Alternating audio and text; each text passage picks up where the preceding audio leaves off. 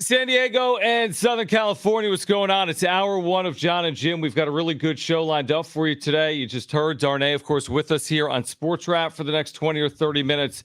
We're going to talk about San Diego State with BJ Rains, who covers Boise State. The biggest game for the Aztecs this season is Friday night at 7:30 here at Snapdragon. He'll join us at 4, and we'll get into NFL Week 2 with Adam Kilgore from the Washington Post at 4:30. But on cue, Jim, you just had it in your update. Manny Machado is going to have surgery soon. This from Marty Caswell. He is in today's lineup, as you said. The recovery could be over a half year. What this reminds me of, guys, is actually what happened a year ago with Fernando Tatis Jr.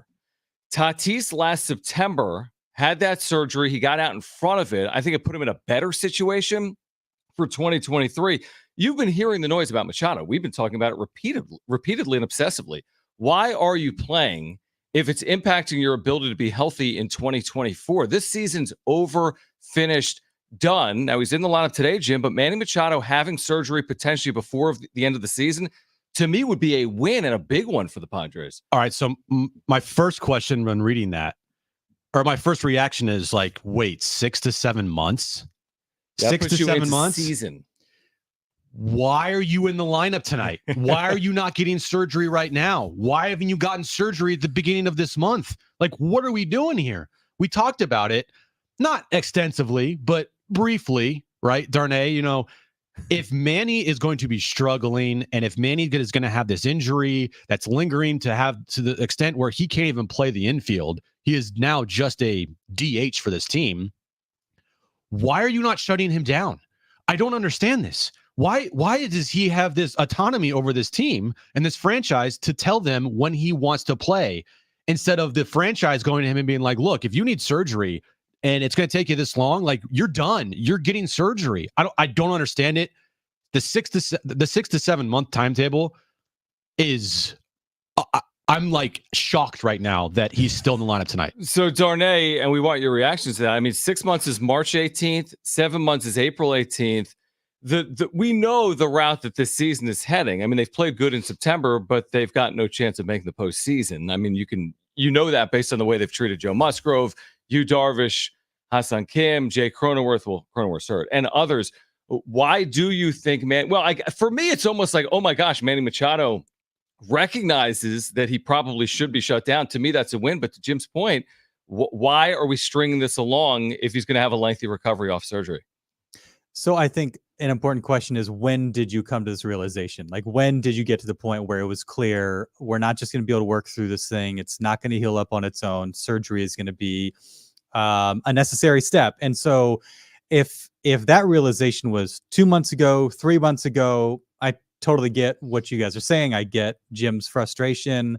I guess I can kind of give Manny the benefit of the doubt in this situation, especially if, look, it's been a few weeks now where they've kind of been out of it. But I mean, they started the month or the end of August with an outside chance. And so what difference does, say, 3 weeks a month make? Obviously, it gets them into next season. So maybe you have a few weeks a month if it's closer to that 7 month timeline where you don't have them. What does Manny Machado value maybe more than anything, right? You've seen it in his track record. It's posting, it's showing up, it's playing. And I think, you could lump that into all the conversations about leadership and culture and that sort of thing. I think that reflects his leadership style, which is posting, playing every day, trying to bust it and perform for your team and being reliable and being available to perform.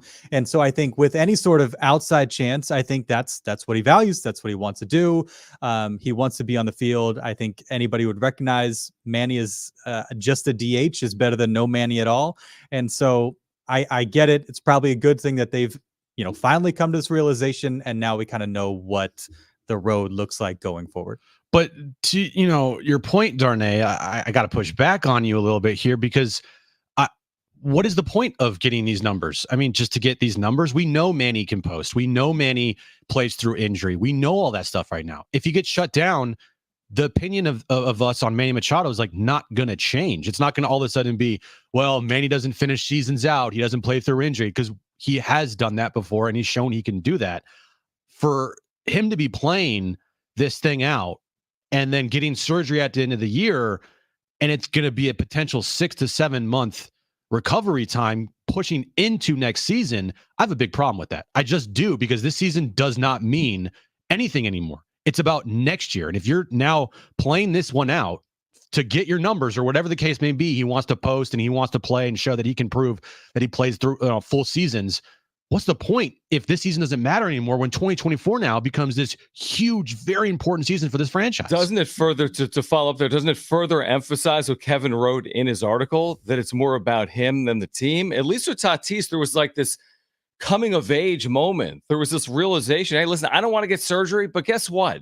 Sometimes I got to do something that isn't about what I want to do, but what's best for the team. I'm sure Manny doesn't want to have surgery, but we'd have to look, Darnay. I don't think Manny's been in the field for weeks. I don't think he's been in the field in September. So they know this is coming. So, I mean, with all that being said, it's like, what's best for the team? Manny Machado could help this team just by hitting in the final 2 weeks of the year. There's no question about that. He's capable. He's had a decent September offensively, but it might be best for him. But is that best for the organization? Yeah, and look, I mean, to Jim's point, I think there is some personal pride here. You know, I think it's less about what Jim Russell is going to say about Manny Machado and his reputation, and more about how Manny Machado feels about himself. And like, this is something that I've been doing since 2015, and I don't want to stop now. And I see kind of the end of the finish line, and I want to get there. And again, I think a lot of it goes back to, when did you have this realization? If you knew in mid-July or mid-August that this was going to be the outcome, then, you know, I could understand a bit more of the frustration. If this is something that's kind of dawned on them in the last couple of weeks since he's stopped playing in the field and it just hasn't gotten better, then I guess I give it a little bit more leeway.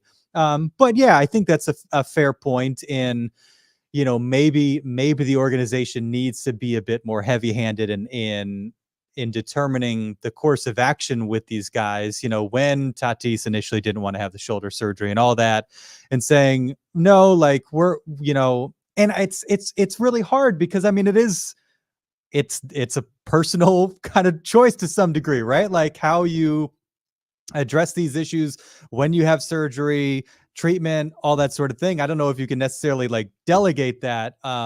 So maybe the Padres could be a little bit more heavy-handed in saying, you know, we would feel a whole lot better and strongly recommend that you go this course rather than just kind of trying to play it out. So maybe those conversations happen, but I think it's good, whether it's now or whether it's 3 weeks ago, that he appears to be getting this sorted out, because obviously this is a very concerning thing for somebody at his stage in his career, and the monetary investment in him, and just the role that he'll play in the club's future. So let me get this straight. You're heading into 2024 without Blake Snell, presumably. Yes. You're heading into the year of 2024 without Josh Hader, presumably. Yes. Manny Machado's timeline off injury is 6 to 7 months. We know what happened the season. We know what happened with Tatis, who was relatively healthy, but it's impacted his ability to perform here in 2023. By the way, Machado next year is not, he's not 23. He's going to be an age 32 season at some point in 2024. So that, to me, is even more reason to have previously done this. It actually also furthers this point that Machado's got a lot of power. He didn't go on the IL in 2022. They were worried about his contract status. That was the perception. Yeah. 2023 does go on the IL. Well, they have him under contract for 10 and 11 years. But now it's like, maybe this is a reflection or a moment where it's like, you know what? I got to do what's best for the team. To your point, then why are you still playing? I still would see it as a win if he has surgery before the end of the season. But we're going to look back and say, well, you had it September 19th. Why didn't you have it September 1st? And, things could change, right? We just saw Marty put out there the expected recovery time is 6 to 7 months. I love Marty. Who knows if that's completely accurate, if it will change, if it could be shorter period of time. I don't know if it's going to be longer, but, Marty doesn't put things out there to, make things up. It was relayed to her like 6 to 7 months. Marty's not going to fib anything to, make it seem worse, right? She's not going to go on WebMD and look how long this the recovery time is for. She was told 6 to 7 months. So that's why she put it out there. So I tend to I'm going to go with that. Like, that's what I'm going with right now until until I see it otherwise, until maybe next spring training, you're like, oh, Manny's ahead of schedule and he'll be back mid-spring training, right? But if we get to next year, guys, and we get to the middle of the first month and Manny's still nowhere to be found. And we're talking like, yeah, maybe a couple more weeks, right? And he misses the first month and a half of the season. I'm throwing out like I'm going way far in advance here with you guys, way far in advance. But a 6 to 7 month timetable pushes you to miss potentially the first month of next year. So not only are you playing out this season for no reason other than to post, but you're hurting next year's team as well. And also going back to this has been an issue that Manny Machado has had for a better part of 2 years now. And you're still waiting to get the surgery in a season that means absolutely nothing. I do have a problem with that. Especially with what happened and came out last Friday with Kevin Acee and the reporting that he did and everything about Manny Machado. This to me, it's hard for me to look at this as like a good thing that he's eventually going to get this surgery. It looks to me, I find it to be troublesome that it's now taken this long and it's potentially going to impact next year. Is this, are we talking about? See, I'm not even sure what the surgery is going to be. Like Harper had Tommy John. Yeah. It impacted him in the field. Now this is elbow. So presumably it's the field, but of course the elbow is going to impact your ability to hit. Remember, like Darnay, if you've followed, Bryce Harper here this year, he didn't start playing until May. Now he didn't have the surgery until November, but his power was zapped, I want to say, at least in the first half of the year, and he's kind of found it in the second half of the year. But these are all the particulars that we need to figure out, obviously. I would just say this, Darnay, my perception, especially after reading Kevin, I want to get your thoughts on what Kevin had to write, by the way, on Friday, Darnay. My perception is like, Manny's trying to get his numbers. He's got to get to 3,000 hits. You don't miss time getting to 3,000 hits. He recognizes it's going to be harder to do in his 30s than in his 20s. He's pacing for 3,000 hits, 500 home runs. You know the way to get there? By playing. Is it about 3,000 hits or is it about winning baseball games? I'm asking that question. We talk about posting with Manny Machado. Is that about him getting his numbers? He always talks about the back of a baseball card. Or is that about him helping this team win baseball games? I think it's a fair question. You could go either way, though, right? Because if he said, I'm going to get the surgery as soon as I can so I'm healthy and strong and ready game 1 of next season. So, I mean, either way, you're missing games, whether it be this season when you're not healthy or next season. So, I don't know what to do with it beyond like it's, I think Jim is right in that, like, probably shouldn't be in the lineup tonight. I think the fact that like this is out there now probably lessens his chance that we see him very often beyond tonight. Like maybe this is the farewell and maybe this is the end of Manny Machado's season, and it probably should be. It probably shouldn't go any further beyond this.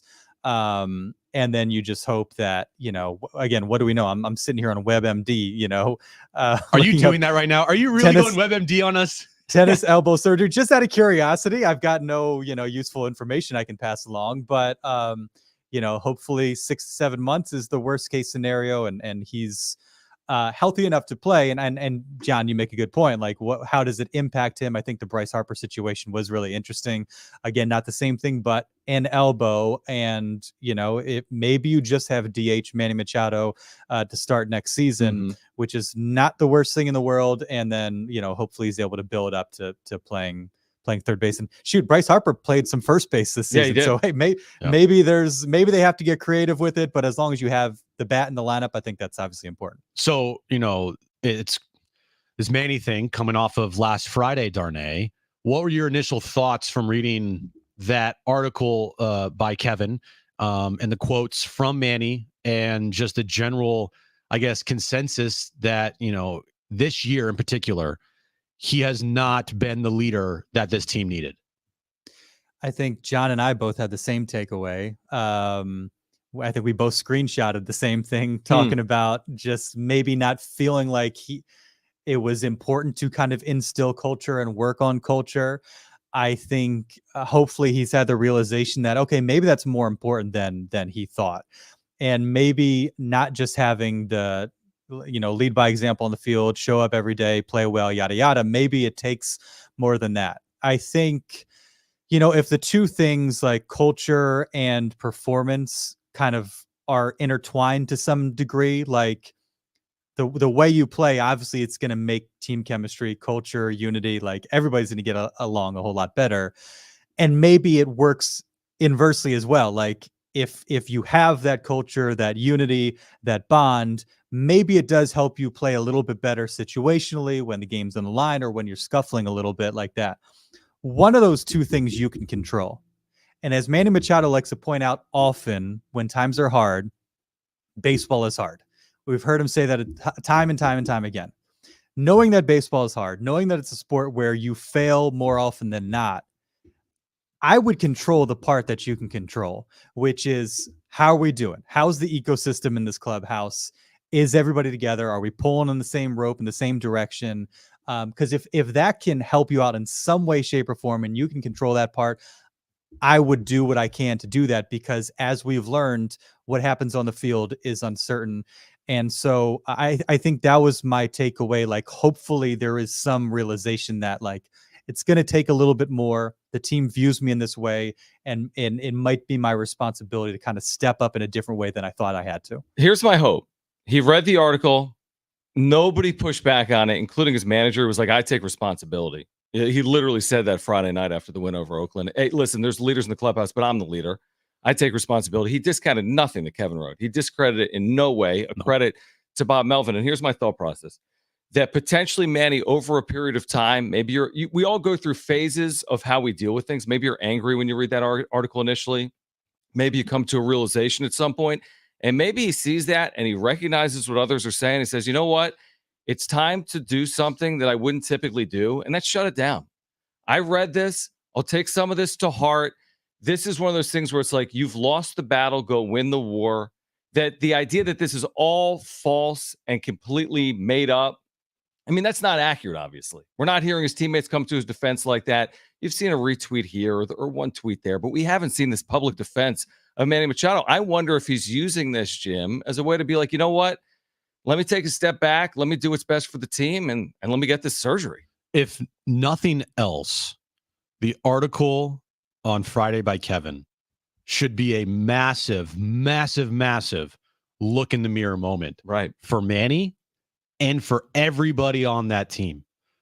But, you know, it starts with him. It clearly starts with him. He even acknowledged, like, yeah, it's fair to say I run that clubhouse. So the guy who runs the clubhouse needs to look in the mirror, along with everybody else that's involved in this season. Because it's not just on Manny. Like, I think people are, you know, misinterpreting maybe when I talk about Manny or when Kevin or whoever else, that like, oh, you guys are just bashing Manny and look what other players did. Like, Bogarts had a horrible year. Soto has had not the best year ever. Fernando Tatis Jr., look at his year. By no means am I putting all the blame on Machado. No chance. But he's at the front of this line. When you have him be the I guess, quote unquote, main head figure in this clubhouse, John's favorite term ever, heavy is the head that wears the crown. It is. You're at the front of that line of blame when it goes around, whether he likes it or not. And so I don't know if Manny truly fully understands how to be a leader and how to convey that. Because I think Manny has it in his mind how he could be a leader. And he probably thinks to himself, like, I am a leader because I post. I go out there, play every day. I show up on the field. I have some rah-rah speeches in the dugout. I might have some rah-rah speeches in closed-door meetings. Like, of course I'm a leader. But the problem is, if it's not getting through to everybody, there needs to be another voice that will get through to everybody. So massive, massive look in the mirror moment for a lot of players on this team, Manny included. It's not just him. And hopefully that's something that this article is going to do for this clubhouse. Interesting times, as they typically are around Padres baseball. 12 to play. They've won 4 straight, by the way, but the Padres 6 games out, 6 games under 500, and Manny Machado could be shut down. 4 in a row, baby. Manny Machado could be shut down. We're going to react to that on the other side. Darnay, we always appreciate it. Thanks for doing it. We'll do it again next week. For our listeners, check it out tonight. Sports Wrap, NBC7's Roku channel. Check that out tonight. Thank you, Darnay. Thanks, guys. All right, Darnay Tripp from NBC7 still ahead here today. A lot to get to. BJ Rains on San Diego State, Boise State. Adam Kilgore, Washington Post on NFL Week 2. Up next, why now is Manny Machado potentially being shut down? Stay with us on Jon and Jim.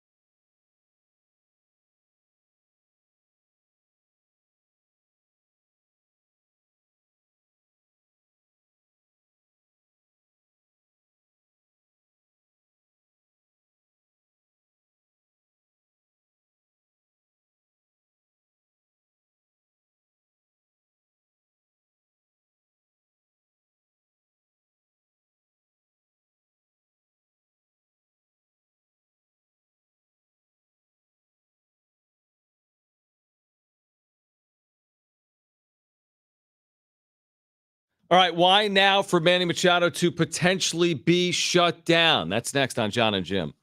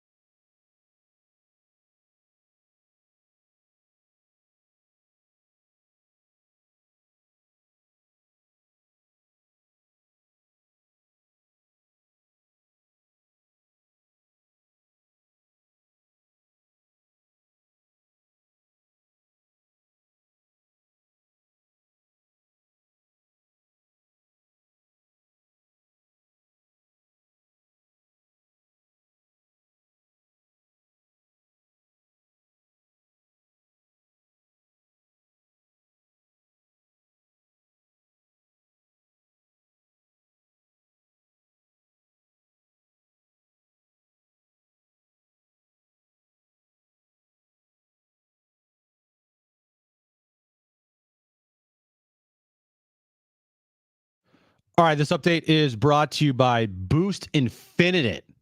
Marty Caswell tweeting out what? That's not who it's brought to you by. Maybe Infinite? Oh, Boost Infinite? Yeah. It's not brought by literacy. What did I say? I don't know. Infinite. What? I don't know. I have Infinite? no idea. We need to Infinity? listen back. Infinite? No, I have no idea what you said. Anyway, Marty Caswell, our very own, tweeted out about a half hour ago from Manny Machado himself that he's expected to get surgery potentially after the season, and the timetable for recovery is 6 to 7 months. Padres return home for the final homestand of the year against the Rockies tonight. Michael Wacha will start for the Padres, and the Aztecs over the weekend. They lost to Oregon State 26-9. They're 2-2 on the season. Conference play coming up starting this Friday at Snapdragon Stadium versus Boise State, 7:30 kickoff. Our pregame coverage starts at 5:30 right here on San Diego Sports 760. Hey, if you're thinking of getting the latest iPhone, you need to stop and check out the insane, amazing wireless offer for Boost Infinite. To learn all about it, just pick up your phone, dial pound 250 and say Boost Infinite. That's pound 250, Boost Infinite. All right, we have great giveaways today. We have San Diego State tickets for Friday night, 7:30 against Boise State. Be listening for your chance to win a pair of tickets to Friday night Snapdragon Stadium, biggest game of the year so far for San Diego State conference opener. We also have a 4-pack of tickets to Howl O Scream at SeaWorld that will give away here today. As Jim just mentioned, Marty spoke directly with Machado. He was the one that relayed the timeline. By the way, he also said it can occur before the end of the season, potentially. So the timeline is soon. So it's not known. Is that tomorrow or is it before the end of the season or not? But Manny Machado has not been in the field in September. He's been DHing. He's had 3 or 4 off days in the month of September. He's actually had a half-decent offensive month this month. But when you just spell it out, 6 months from now is late March. 7 months from now is late April. Spring training starts in 5 months. So what's going to be the plan, assuming he has surgery? Is he going to start the year by DHing? Presumably, that might be the way Manny Machado starts 2024 for the Padres, just doing the math on it. Yeah. I think if we all looked at this year and with the tennis elbow or whatever injury he actually has, I don't want to speculate, it being a problem, and with the way this team has performed this year, you're thinking to yourself, like, dude, why don't you just get the surgery now? Like, just get it now and worry about next year. We're not going to, at least I wasn't. I don't know, but maybe some people would, like, oh, you quit. No, I think you look at it as like, okay, that's smart. Like, if you're truly injured and you're not helping the team really offensive, I mean, his offensive year is going to be his worst career year ever. Like, his numbers this year, his OPS numbers, his batting average number. Worse since his second year. Yeah, when he first came up with the big leagues. Yep. Coming off of getting the $350 million contract. So, like, what's more important? Trying to gut this season out to try to prove to everybody something that you don't have to really prove, that you can play through injury and that you are always there. And if you view that as leadership, okay, but I kind of don't view that as leadership. I view that as like you're actually hurting the team. If you continue to go out there with, maybe the team saying, hey, we should probably shut this down. And you're like, no, I'm not doing that. Well, we don't know if that's what's happening. I know. We don't. And Bob Melvin's going to speak with the media, Marty said momentarily, and he'll be asked about Manny Machado moving forward. But here's the thing. This is a no-brainer. It's why we've been screaming from the top of the radio for weeks about it. We said, don't bring Darvish back. It's stupid. Don't bring Musgrove back. It's stupid. And Manny Machado should not be playing when the team is as close as mathematically eliminated as they could possibly be from the postseason. The way the Padres are treating these games as if they're out of the postseason race. Knowing all of that and knowing that 2024 is just as critical as 2023. If nothing else, it's more important. 2023, the book's been written. Disappointing. 2024, book's unwritten. Nobody wants to say it's going to be disappointing in 2024 just because there's question marks everywhere. This is just creating an additional question mark. Manny Machado, will he be available or not? There's your whole offseason. Your whole offseason is Manny Machado's status heading into 2024, just like last year's whole offseason was Fernando Tatis Jr. How's he going to look in 2023? There it is. That's the next 6 months. Machado healthy? That's all we'll be talking about. Yeah, because, he's a huge part of this team. Like whether he has issues being a leader and issues in that clubhouse or Either not. way, yeah. Like he's a huge part of this team going forward. Right. You know, I just, yeah, man, it's tough. It's tough when you look at that and you're like, wait, you're going to miss now parts of next season? Okay. There's just so many questions. I mean, we were going to spend the bulk of today's show talking about Peter Seidler's health, which the Padres tweeted about today, and the statement they put out. Peter has been obviously going through something related to his health for a period of time here. We wish Peter the best. And we were going to talk about the big question mark hanging over the organization over whether Peter is going to be in position with his health to make a change in his front office. And now we don't know the answer to that. You're just adding layer upon layer. Musgrove and Darvish, Machado, Peter Seidler's health. What does it mean for AJ Preller? There's a zillion variables. The last thing you would ever say about the Padres heading into the offseason is they're stable. There's no stability here. You have a million questions. And how do they get this all right to start 2024 is the big question for me. And this is another huge variable that's just been thrown into the equation about Manny Machado. Turn your mic on. Also, we'll hear it coming up next. Yeah. Manny Machado has responded publicly to the Kevin Acee article. Oh, has he? And I have not heard it yet. We'll play it next so Brent can get it ready for us. But just looking at a quote tweet here of what the gist of what Manny said is that Manny says that a lot of quotes in that story were left out. So I'm very interested to hear what exactly Manny says about this story. Did he? I don't know. Like it's something that will be lingering. You think that just by over the weekend, this thing's going to die down and go away? Like, I haven't been home yet. I this thing is going to be going on for the foreseeable future because you can't hide and mask this season with an NLCS run. You can't mask this season with even a playoff run. This season is unmaskable. There's no lipstick to be put on this pig. Not this season. No, not this season. So unfortunately for them in that clubhouse, like I said, there's a lot of looking in the mirrors that will have to be had. And they can't hide from this. There is no hiding. There is no going back on, well, we made the postseason, so why are we talking about this? There's none of that. There is we failed. And not only did we fail, we failed miserably. Hey, Manny, you're not the author nor the editor. You could spend 6 hours talking to Kevin. He's not going to print it word for word verbatim. That's not what this is. This isn't court. You're not going to have everything that you say in front of the public. He spoke with Kevin for 30 minutes. Kevin wrote his article. That's Kevin's job. Just like your job is to hit and perform and help this team win. Kevin did his job.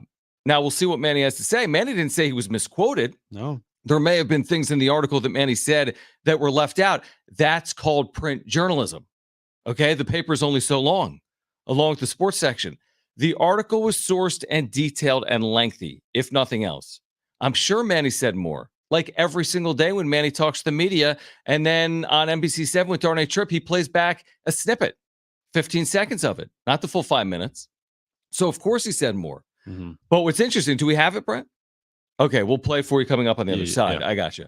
But what's interesting is we'll have to hear what he has to say. He's not saying it's inaccurate, right? He's not saying what Kevin wrote is inaccurate. No, and I'm tired of trying to tell people and relay to people like what actual journalism is and, how,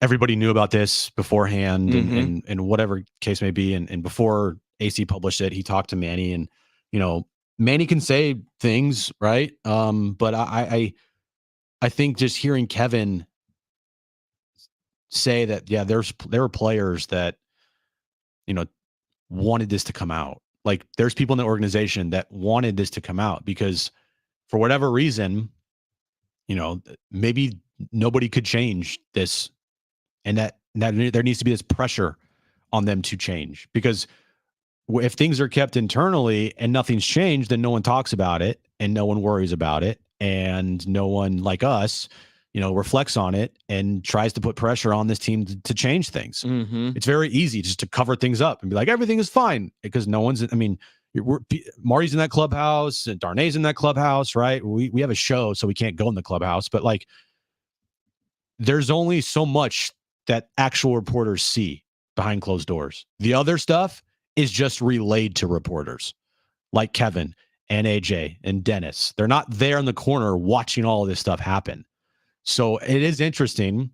I'm curious to hear what Manny says about what, Kevin wrote, because I tend to look at it over the last couple of years, and frankly, it's pretty easy to just look at the first 5 seasons of Manny Machado's career here in San Diego. 3 of the 5 years, there have been problems. Manny Machado's had bad seasons. 1.5 years that have been good, Manny's had good seasons. I mean, there's a correlation is right in front of you. It is, and it speaks to his importance. I mean, he's critically important that when he doesn't perform, it kind of starts and ends with him, unfortunately. So we'll hear from Manny Machado on the other side. And of course, Manny Machado's not going to say, yeah, everything he said is 100% I'm with you. I'm a terrible leader, right? So of course there's going to be pushback. So it'll be interesting to hear from Manny Machado. We'll do that on the other side. A reminder, we have tickets to give away for Friday night at Snapdragon Stadium. 2 tickets, San Diego State, Boise State, Friday at 7:30. We also have a 4-pack of tickets to give away to Howl O Scream at SeaWorld San Diego. Great guest for you today as well. Stay with us on Jon and Jim.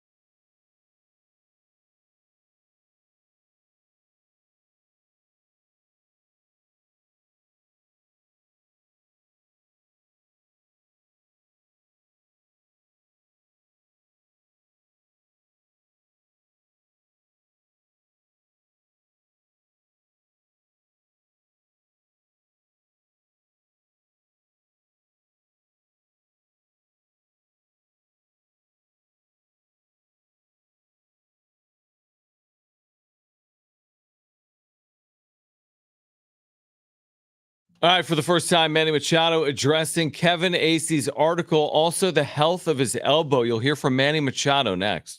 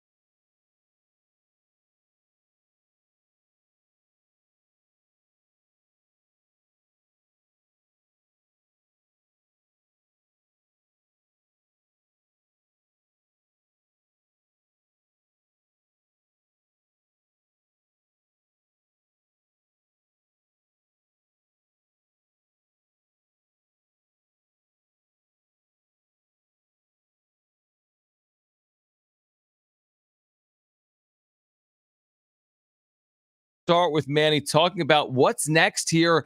He's been dealing with this injury for a while. He has not played in the field this month. This is Manny Machado with the media on his elbow.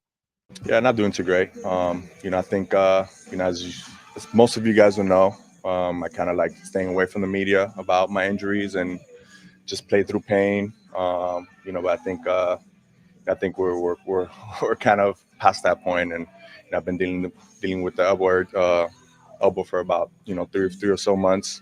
Actually, we really want to think about it. It's been 2 years. I think it's gotten to a point where I'm gonna go in the direction of having surgery pretty soon here. I think it's gotten to that point where you can't take that pain anymore. I think it's taking a hit on my performance, and whenever you can't perform at the highest level, it's tough, and you put the team in a bad situation. We're moving on with possibly getting surgery done and move forward. How hard is that for someone who posts every day like you, just to come to the admission that you have to have something like that done? Yeah, I mean, I was trying to avoid it as much as I can.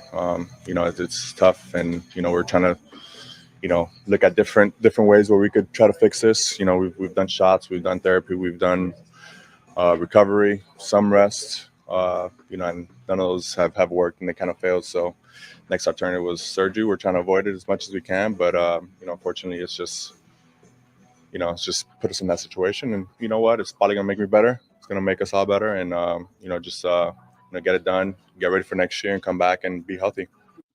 It kind of reminds me of the Tatis situation. Mm-hmm. when he had the shoulder issue and he's like, I don't want to get surgery. I don't want to get surgery. I don't want to get surgery. And the only thing that forced him to get surgery on his shoulder was being popped for PEDs. Yeah.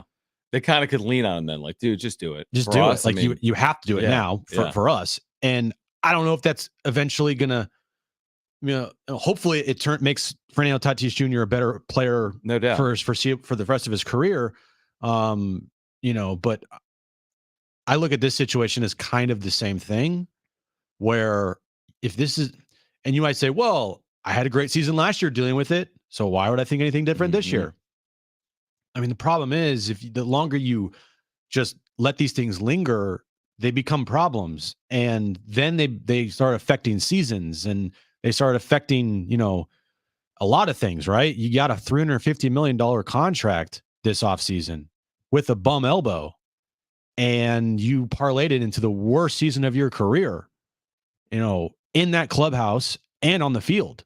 There's no way around it. Like, you failed as a leader this year, and you failed on the field. And now it's going to impact next season, it seems like. That's tough. That's a tough pill to swallow, especially with what you're going to be losing this offseason, because you're not making this payroll any higher. He's coming off one of the worst months of his career. He's had 2 of them this year. May, he could not have been worse. Okay. And August, he could not have been worse. So to pretend as if it's not tied to his health is probably stupid. And the issue is, it's also probably stupid for Manny Machado to play through this stuff. We get it. You're tough. But it's a business of not posting. It's a business of performance. Yes, you're not It's performing. not a business of posting. We've got it all wrong. This isn't the Iron Man. No. This isn't consecutive game starts for Brett Favre. It's not. You're a disappointing part of a disappointing season. Why? Because you're not healthy. You're not proving anything to anyone by playing if you can't produce the way you're capable of producing. And by the way, I will not use this as an excuse for him this year, because you played. If he didn't play, then you could use that as an excuse. Well, Manny didn't play. He had the elbow. The second half of the year or something. Yeah, he had the elbow surgery, right? Now there's a bunch of then what ifs, right? But Manny's out there every day. He said it. He does not like to talk to the media about his injuries, and that's completely fine with me. Mm-hmm. I have no problem with it. But then you put yourself in a situation where if you're truly injured, then you can't use that as an excuse, Manny. Like, you can't have your cake and eat it too here, where all of a sudden now it's like, well, I didn't like talking about my injuries because I like to go out there and perform, but hey, guess what? My injuries are why I didn't perform. Like, whoa. If you're telling us that it's not it shouldn't be an excuse because you go out there and try to perform every single day, then why should we use it as an excuse? So I'm not using it as an excuse for this year. The whole thing, I mean, there's a zillion issues here. I mean, there's a zillion. Like you said, he was able to produce a year ago to a very high level. Very high level. For a team that ultimately had a lot of success. Great year. Amazing year. But then this year, you're like, you're playing with fire. There's the WBC. You're dealing with this. You go on the IL this year. What was the reason he was on the IL this year? Was it elbow? Wrist. It was wrist. I mean, they're playing with fire. Here's the truth. At some point, someone should have had the ability to say to Manny, hey, you're not helping the team. It's time to do it. Let me answer that for you, John. They don't. Well, they should have. And not only that, this idea that let me continue to play until we're mathematically eliminated is so dumb. Yeah. You're mathematically eliminated. It's over. Why wait another week for what? You're not proving anything to anyone. Let's hear from Manny on Kevin Acey's article. So Manny was asked about Kevin's article in the UT on Friday. We spoke to Kevin Acey on Friday. If you missed it, sportssd.com. Here's Manny Machado. Honestly, there's nothing to talk about the story. I don't think there's, any good or bad publicity to keep doing on this story. Everyone's always going to have their own opinion. At the end of the day, we go out there and play to the best of our capabilities. And I think at the end of the day, I think that's what it is. I think a lot of quotes of that story were left out. And everyone always has their own narrative that they're trying to persuade. And ultimately it's my responsibility that I didn't play. And I think the real point of this is, we didn't play good baseball. I didn't play good baseball. And, we let a lot of people down in this city and, but there's still 12 games left to make up to it. And at the end of the day, it was that. Just continue to play these last 12 games, leave it on the field like we've been all year. think we're in a good spot right now. We're playing really good baseball, so we just got to continue doing that. You're in a terrible spot. You're not in a good spot at all. I mean, you're in a terrible spot, and he's got it all wrong, obviously. I mean, Yeah. No, there's nothing good. Everything's bad. Spinning it other than the truth is a spin job. Yeah. It's bad. September's been good, but nobody cares about September. No. Nobody said go have a good September. They said go have a good season. And it's a bad season. So I have two questions to that. I 100% agree with you there. Yeah. Again, Manny Machado, I don't think he understands. I think, I don't know. It just, Yeah. the end of that thing was just like, really, bro? Two things. Yep. One, what quotes were left out? Okay. If you're going to say that, what Right. quotes are left out? And two, whose narrative are you trying to say is being had here? Is it Kevin's narrative? Is it the actual players in that clubhouse that feel this way about you's narrative? Because that's a pretty big thing, Manny. Like, if you're talking about a narrative here, I would tend to look at it as it's not Kevin's narrative, because he's gotten people that have come up to him that he has said, hey, I kind of want this out there, but I don't want my name on it because obviously I can't, that's a bad look. So and I can't change anything right now. So hopefully this changes it. Is it the player's narrative in that clubhouse, your teammates, Manny? Or are you trying to throw Kevin under the bus again because people are talking about how you this year have failed as leader?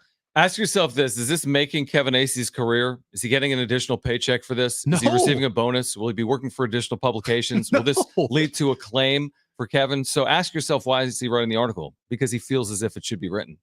That's why. Not because he's going to go make $25K off it. And not because he's going to go work for MLB Network as a result of it. And real quick before I head to break, because I know we got to do that.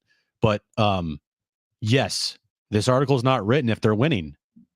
But you also, no doubt. But you also can't tell me that the sentiment of the article would have still been there. The underlying tone of that article would have still been there. Winning fixes a lot of things, but I do feel like the Manny Machado thing has been lingering for the last couple of years. And last year they got away with it because they won and they went to the NLCS, but this year they didn't because they lost and they failed. All right, your reaction to this on the other side. If you're on the phone, stay there. We will get you on the other side. BJ Rains, Bronco Nation News, will join us at 4:10. So listen to this. If you're with us, we're giving away San Diego State tickets within the next 30 minutes. Within the next 30 minutes, San Diego State, Boise State for Friday night at Snapdragon Stadium. Do not go anywhere. After our conversation or during our conversation with BJ Rains, Bronco Nation News, we will give away those tickets. A lot more to react to. We want to hear from you. Your reaction to Manny Machado potentially being shut down. Why did they wait so long? 844-570-1360. Hour 2 of Jon and Jim is next.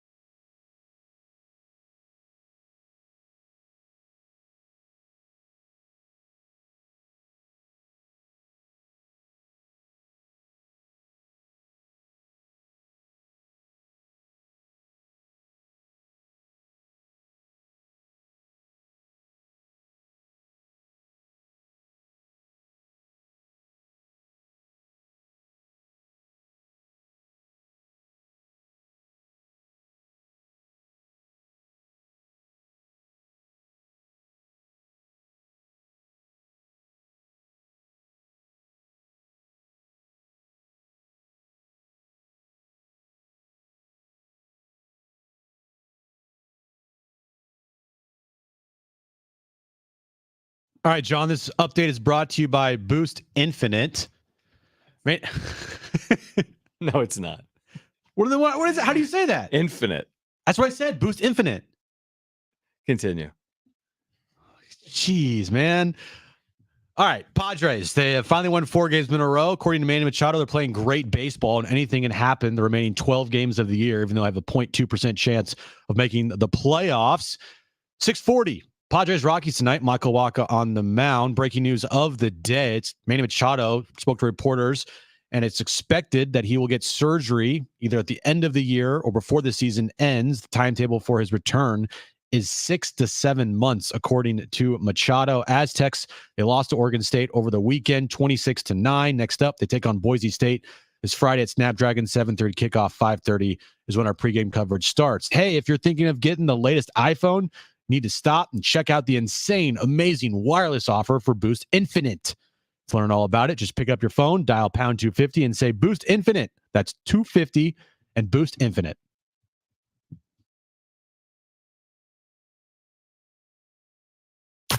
Getting close to that time. Yep, that time. Quitting time. And there's only one way to handle that drive home. John Schaefer and Jim Russell. Time for some reaction. Week 2 of the NFL. Pump fake, wrapped up, and sacked. There he is. Chris Jones took him down. Back at their 49-yard line on 4th down. Parsons ripping the football away. Play is still live. Parsons returning it to the 10, the 5. Touchdown, Cowboys. A tough time up in Oregon. Right to the big fella, 6'4", 250-pounder, like a wildcat, but right to the quarterback on the direct snap. Touchdown, Oregon State. And it's back to Petco for 3 versus the Rockies. We react to the weekend. Now it's time for Jon and Jim. All right, San Diego and Southern California, what's going on? It's hour 2 of Jon and Jim. We have a ton to get to. First of all, we're giving away San Diego State football tickets in the next 20 minutes. Do not go anywhere. This is Friday night, Snapdragon Stadium. As big of a game as the Aztecs may play this year. San Diego State, Boise State, conference opener for both teams. 2 free tickets will give away. Tickets are available at goaztecs.com. By the way, as you know, we're on San Diego Sports 760 in the iHeartRadio app. We're also now on YouTube, and the chat is getting very, what's the right word? Feisty. The chat's feisty. If you want to interact on this, get to YouTube, search Jon and Jim 760. We're like a dozen subscribers away from 1,000. Thanks to you guys. Please find us on YouTube. You want more ways to find us. YouTube, the iHeartRadio app, San Diego Sports 760. Get to YouTube, join the chat, search for Jon and Jim 760, and you can find us over there. Yeah, if you can't listen to us on the iHeartRadio app or on the radio, San Diego Sports 760, and you want to watch me like lose my mind on certain things that are said by these Padres players, especially Manny Machado, or articles that are written, about Machado, like, come watch my reaction and watch John reaction. Brent, not so much. My reaction's not really like Jim's. Jim, like, he wears it on his sleeve. I do. I can't help myself, dude. Really does get into it. A couple of things here. If you want to weigh in, we'd love to hear from you. 70470, start it with team. You can call us. We'll get to Dave here in 1 second. 844-570-1360. Again, get to the chat on YouTube.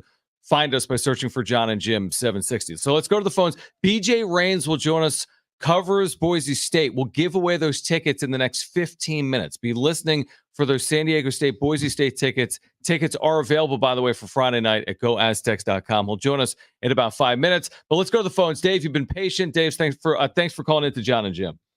Well, thanks for the great content, and thanks for having, once again, you and Kevin and Jimmy. Thanks again for being courageous. I know there's some folks out there that don't like to talk about these things, but we need to. Yeah, sweep it on the road. Having said that, there's a couple of obvious observations that I have I want to share with you. One, I'm going to share offline, and I'll text it to you just because I don't want to get in big trouble and banned. But nonetheless, first reaction I have, it's interesting that there are no players that have really come to Manny's defense in any of this. So I find that kind of interesting. And they're quiet, and there's a reason. So the second bigger question with this injury, he said 2 years. It's been going on for 2 years. So when he basically produced nothing during the Philly series, the championship. What are we to presume off of that? Was that because of the injury, or is that just performance, or what? But having said that, the bigger question is, what did AJ know? What did Peter know when they signed this extension of the contract? What did they know? So someone like a good enterprising reporter named Marty might want to go and get that microphone and go find AJ and ask him that question. It's a yes or no question. Did you know, or didn't you know, when that extension was signed, that this guy had already been injured for 2 years? Dave, appreciate the call. Though they clearly knew. Yeah. I mean, their training staff clearly knew the extent of Manny Machado's elbow. Peter, and by the way, I think we should say this, like, best wishes to Peter Seidler. I did say that. Again, best wishes to Peter Seidler. I wasn't listening. But Peter just overrided everybody. He loved what Manny Machado did last year. Manny and him have a great relationship.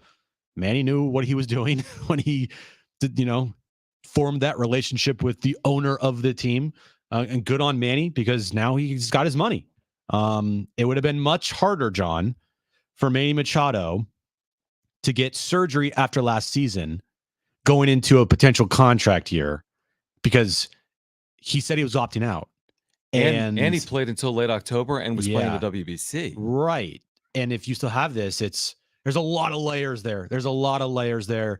And now, unfortunately, it could impact the start of next season, which was like worst case scenario in my mind. No doubt. We'll get back to it in about 10 minutes. We told you we have tickets to give away for Friday night. We're going to do that within the next 10 minutes. Do not go anywhere. San Diego State, Boise State, Snapdragon Stadium. Tickets are available. GoAztecs.com. Conference opener for the Aztecs and the Broncos to get 2023 in the Mountain West underway. BJ Rains does an amazing job covering Boise State with Bronco Nation News. He joins us again on San Diego Sports 760. BJ, we appreciate it. Broncos 1-2, Aztecs 2-2. What's the sentiment here in Boise, coming off a win, but the 1-2 start? Well, first, good to join. Good to be on with you guys. Appreciate you having me as always. But I think it's just kind of a mixed bag. I mean, they played two really good teams to start the year, Washington and UCF. But to get blown out in the first game, to lose the second game on a field goal with literally as time expired, 0-2. They hadn't been 0-2 in almost 20 years around here. So, you beat an FCS team. Yeah, you're feeling a little better about yourselves. But I don't think people really know if this team's any good or not. They played two tough teams, lost, played one not good team and beat them. So I think the stretch here, starting with San Diego State, then they go on the road next week to Memphis, and then you got San Jose State coming to town after that, back in Boise. So I think this next kind of 3-game stretch is really going to tell us a lot about whether or not this Boise State team's actually any good or not. Who do you think this game is more important for this Friday? Oh, I mean, I don't know all the ins and outs of the schedule and what they have going on, but it's a huge game for Boise State. I mean, they haven't been 1-3 in a long time. And like I said, the two good teams they played, they lost them both.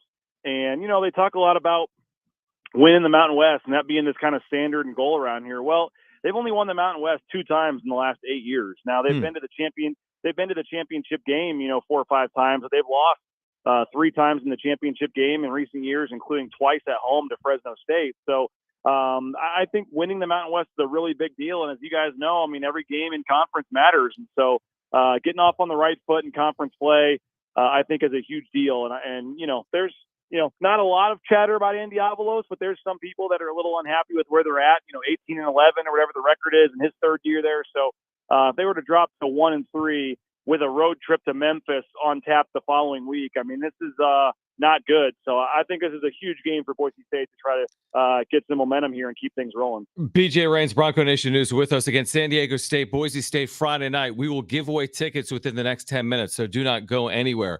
I want to say, I'm probably misquoting or paraphrasing. You remember what Rocky said about the blue turf, right? Like how something about the mystique maybe isn't there when San Diego State went up there. Yeah. But what's interesting, I've seen you tweet about this. They haven't been the same. I mean, there was no program like in the history of college football, very few, that were as dominant at home as Boise State was for a period of time. And now they've been, and correct me if I'm wrong, they've been very pedestrian at home. Why? I think even pedestrian, you're being nice to them.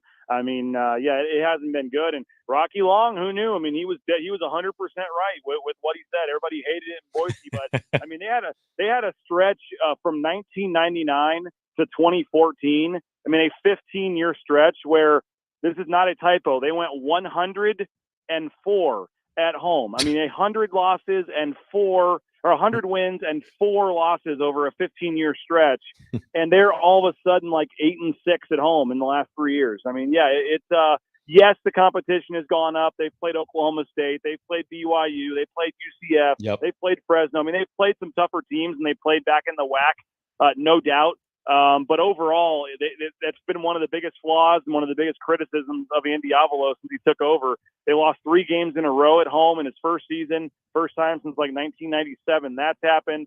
The mystique, the kind of intimidation of teams coming in there thinking they had no chance is pretty much gone. Now, UCF, they still were falling for it. They were practicing on a blue field in Orlando, and they were all worried about it. But it didn't matter. They won the game, and so. It's just I don't know what it is, but if Boise State's going to win the conference, get back to where they really want to be and dominate this league, they have to get back to winning at home, and it just has not been the case. 8-6, I think, in the last 2+ years. BJ, what is your outlook on the rest of the Mountain West Conference after the first 2 weeks of the year? Do you think that this is Fresno State's conference to lose, or do you think the team that wins on Friday night is now set up to potentially make a run and compete against Fresno State, for a Mountain West Conference championship? Well, like I said, Boise State, for all the talk about being the standard in the Mountain West and the top team in the conference and all this, they've only won 25% of the titles the last 8 years. So they for their part, have some work to do. But you look at the last 8 years, 5 teams have won the Mountain West Championship in the last 8 years. I mean, it's been a pretty wide open conference in terms of winning that championship game the last 8 years. Now you have the one for Utah State, the one for San Jose, and then you have Boise State, Fresno, and San Diego State that each have 2 titles in the last 8 years. So I think there's a number of teams that could probably be in the mix. The fact that they got away with the division, I think, is a big deal because you don't have to worry about 2 teams on the same side being better, but only one getting in. I mean, now you're going to have the 2 top teams be the 2 teams that go to the championship. So I certainly think Fresno is one of those teams. Again, I haven't analyzed every team's schedule in there. I know San Diego State obviously has aspirations of that, as do every team in the league. I think San Jose is a sneaky team that you have to come to Boise, which won't be easy. But I'm really curious just to see what happens. And I certainly think whoever wins on Friday night certainly will have a nice feather in their cap and a nice win as you get ready for to get rolling here in conference play. But obviously Boise State, San Diego State. We got BJ Rains with us right now on San Diego Sports 760. My question for you, BJ, and we'll give away tickets in a moment for that game on Friday night. So stay where you are. My question is this: what do you want to see with Oregon State, Washington State, and the Mountain West? Is it as simple as Oregon State and Washington State join the Mountain West, or would you prefer that some of these teams, the Boise's and the San Diego States and the Fresnos, partner with those 2 programs? What would you like to see? Well, I mean, I know it all comes down to money and things, and obviously that the Pac-12 name still does carry some weight, it seems like. So, I mean, I guess you get the Pac-12 name and just if you can keep some of that revenue and just add those 2 teams, and I guess that's what's best. I mean, frankly, the Mountain West is the one that deserves to have their name on it, but whether or not that happens, I don't know. I mean, the Pac-12 has played this so poorly, at least the leadership has. So we'll see, I guess. But the question for me is whether or not anybody gets kicked out. I mean, is this the opportunity to get rid of Hawaii? Is San Jose State in any trouble? I mean, it just depends. If you look at do you trim any fat here, or do you just add and go to 14 teams? I think there's some different ways they could look at this. I'm guessing they just add the 2 teams, and this new conference has 14 teams, however whatever the name is. But selfishly, I think go get Gonzaga. Like, why stop now? Go get Gonzaga and add to your basketball and make it. I think that would be the one. I mean, I think if you could get the 2 teams and then add Gonzaga, I think that would be a major win for these teams that are still in this. And I know in San Diego, I'm sure it's a different feeling just because they feel like they're on the left, getting left out now. But if you could add Oregon State, add Washington State, and like I said, it's probably a long shot, But if there was a way to add Gonzaga, I think the Mountain West and this group of teams would really come out ahead in all this. Yeah, no, I agree with you, BJ. And obviously from the basketball side, San Diego State actually plays Gonzaga each of the next 2 years, including this year in Spokane. We know how good Boise State has been on the basketball floor. We're looking forward, of course, to Aztec basketball, which kicks off in 49 days. BJ, we appreciate it. We'll see you in San Diego this weekend. Safe travels. Thanks for doing it. Yeah, I need some tickets for my family, so I may need to call back whenever you get off this number. Okay, absolutely. Caller 12. Yeah, Thanks, absolutely. Thanks, BJ. Safe travels. Enjoy San Diego. All right, PJ Raines, Bronco Nation News. Call right now. Jim just said it. Caller 12, 2 free tickets Friday night.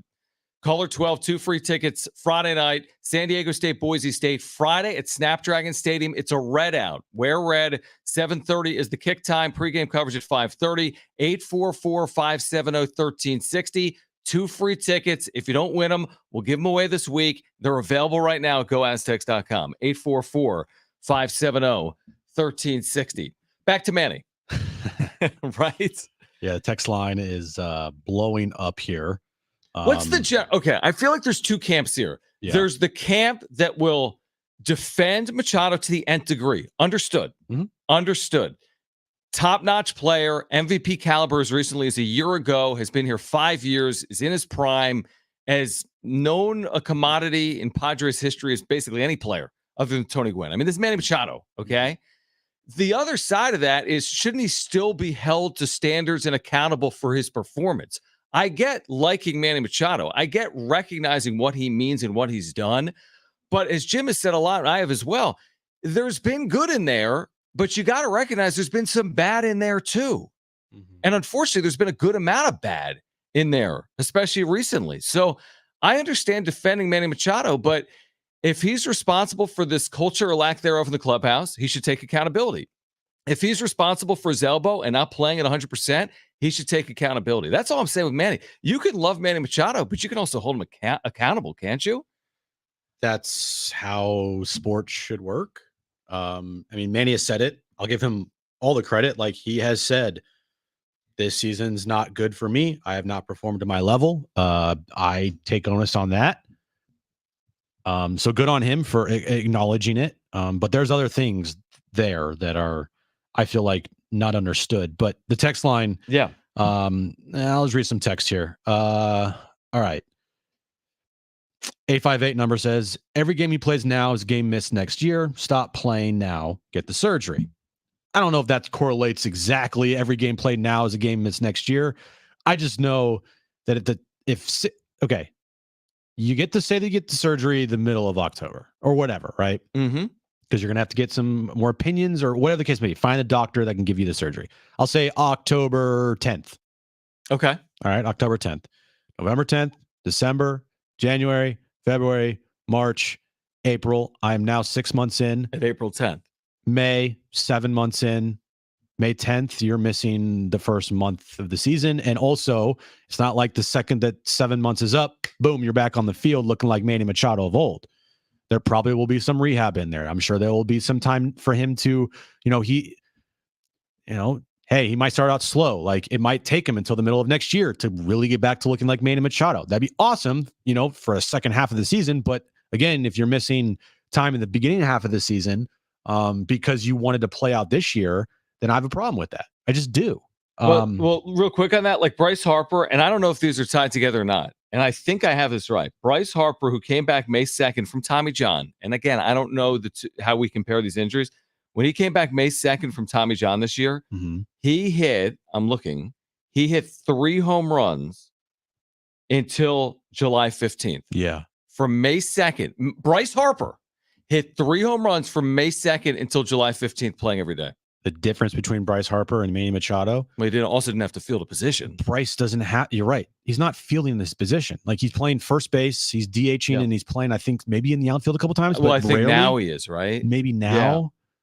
Yeah. What makes Manny Machado so great on the field is his defense. He's one of the best defenders at third base, like, ever. Like, there's no debating that. So, like, how is this going to affect his fielding next year? Do they have an option at third base? Like, is it just going to be Ha-Seong Kim and Xander Bogaerts at shortstop? Like, I'm sure that Preller was ready to do and implement after this season? Is Manny going to be the full-time DH next year? Like, no way. Not all year. You know what I mean? There's a lot now that there's a lot of questions going into next season with this surgery being potentially had very soon or after the end of the season. And then you just think to yourself, like, if you hear this from Manny Machado today, if you're a fan of this team, I don't understand how you can't think to yourself, why is he in the lineup today? How about this? Annie Halbrin, who was there talking with Manny when he announced he could miss 6 or 7 months. Annie will join us from Petco at 5 p.m. Annie Halbrin, San Diego Union Tribune. She will join us coming up at 5 p.m. Adam Kilgore, Washington Post. Oh, by the way, there was an NFL weekend. And there's 2 games tonight, including one underway. NFL weekend. Adam Kilgore, kind enough to join us last week from the Washington Post, will join us again on the other side. We've got tickets to give away to Howl O Scream at SeaWorld San Diego. Plus, Annie Halbrin will join us in just over 30 minutes. Go nowhere. It's Jon and Jim.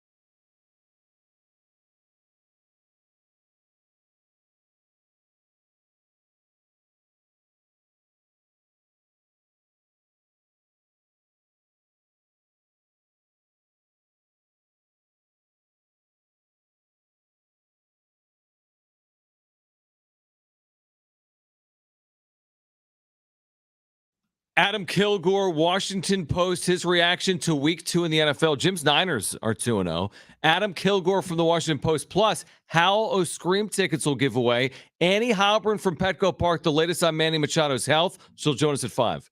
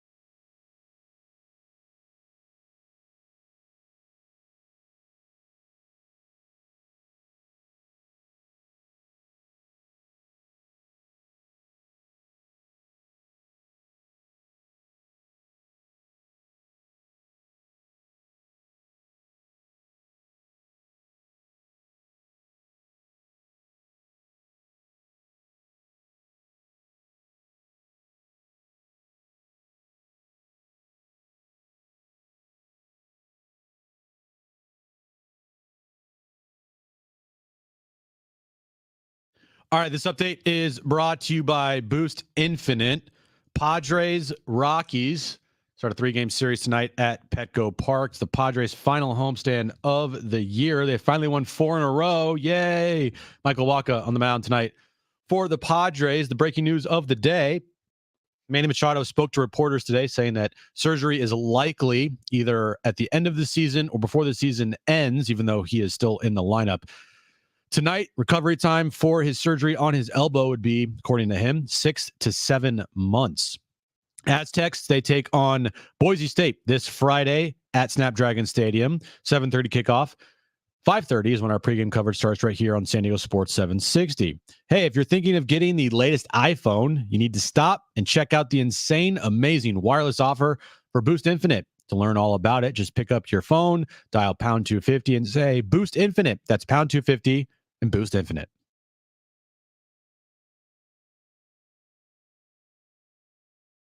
All right, Annie Halpern will join us at 5 p.m. from the San Diego Union Tribune. She's at Petco Park, where Manny Machado said earlier this afternoon he could have surgery on his elbow and miss 6 or 7 months. Annie Halpern at 5 p.m. will join us. We have those Hal O'Scream tickets we'll give away in about 15 minutes. It's great to have Adam Kilgore from the Washington Post back with us. We had him last week to talk about week 1 in the NFL, and he's back to talk about, well, week 2 in the NFL, with 2 games actually going on tonight as well on Monday Night Football. So, Adam, we appreciate your time out west here in San Diego. What's your big takeaway from yesterday around the league?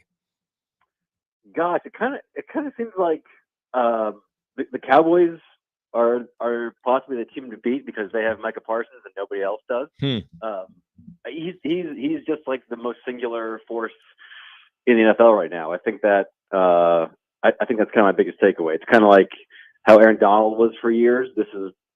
He's kind of the new just one-man wrecking crew of a defensive player, and in some ways he might be even more dominant than Aaron Donald because just because of the position he plays, he's harder to double and triple team and isolate for an offense. So Yeah, I mean, it seems weird to go to a defensive player as far as a big takeaway from week 2, but he's just jumped off the screen both weeks this year so far, and I kind of feel like the Cowboys are sort of in a sort of separate echelon just because of how good that one player is and how much of a difference he makes on game day.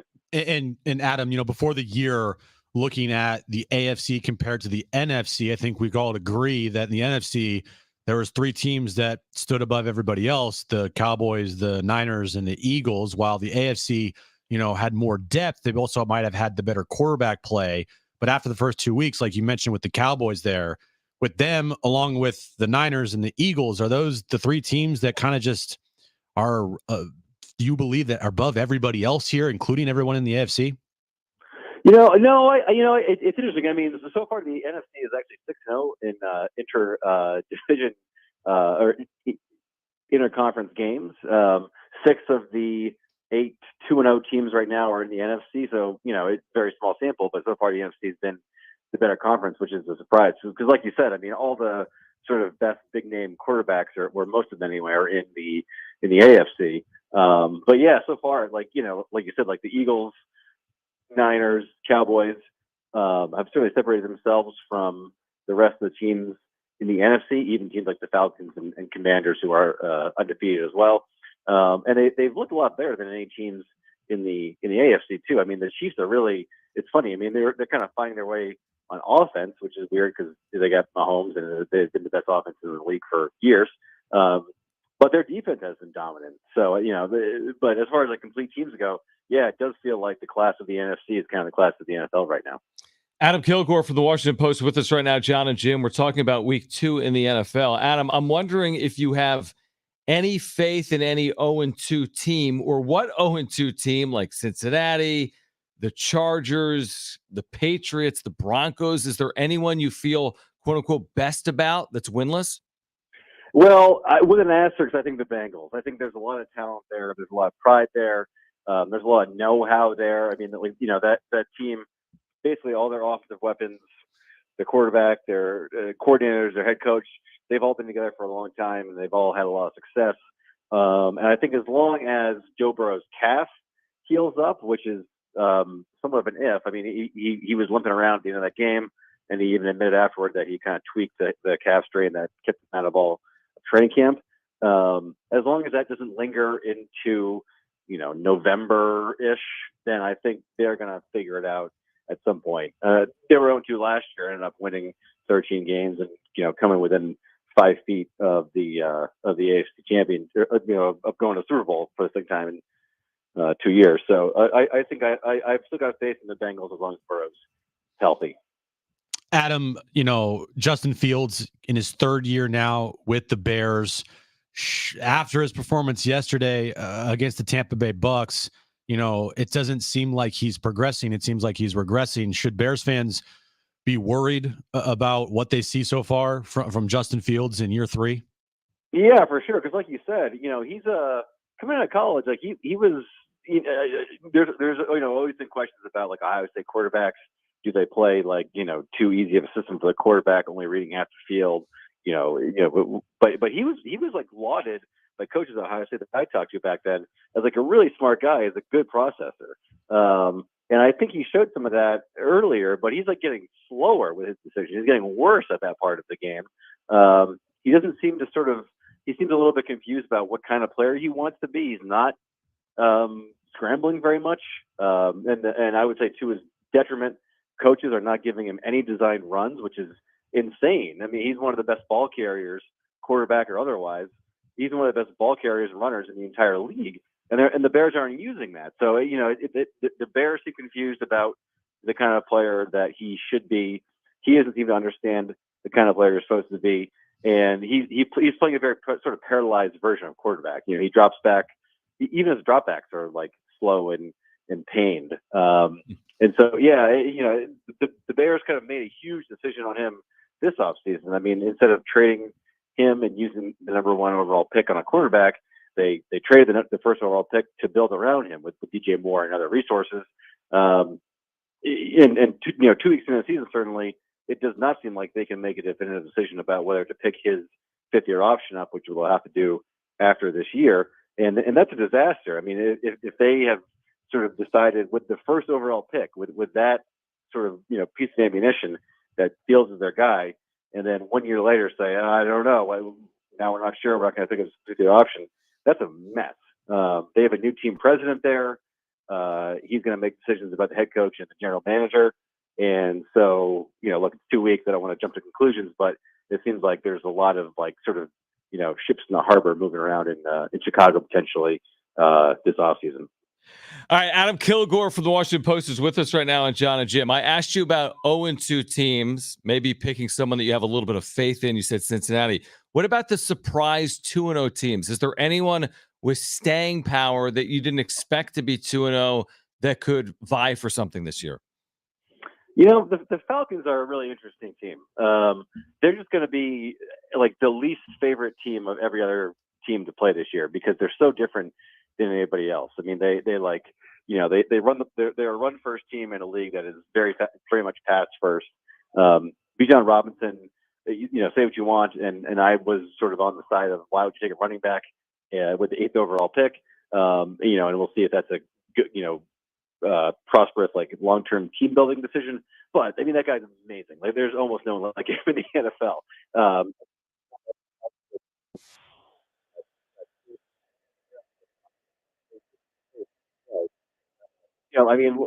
They got outplayed by Green Bay for 3 quarters, and they just kept coming, wore them down, and won that game. And so that's a team that I think could run up a pretty good record in the regular season, and then they are not going to be fun to play in a playoff setting. Whether it's they're almost better designed to be like a cold weather team.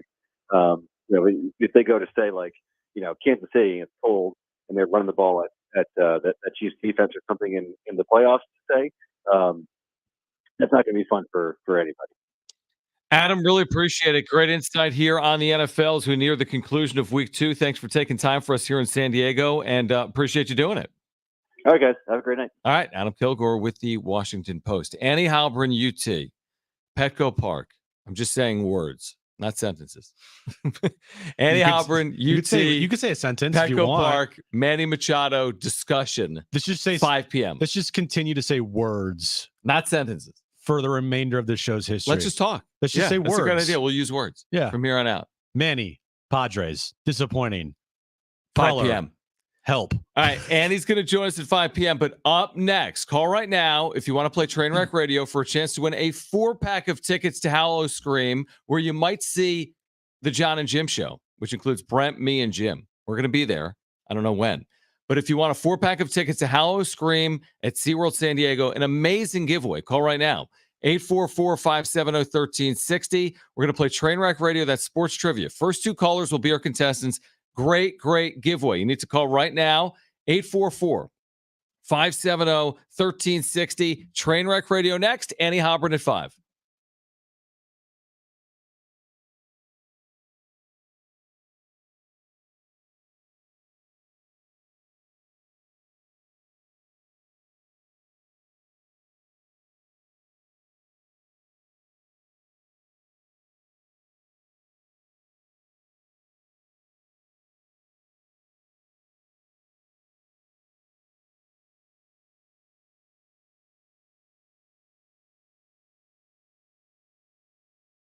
Hey guys, big weekend coming up in football. Friday, we'll be over at Snapdragon Stadium. Get ready for all your weekend needs at Windmill Farms. I'll be over there tomorrow, in fact, because I'm going to be over by the Mesa.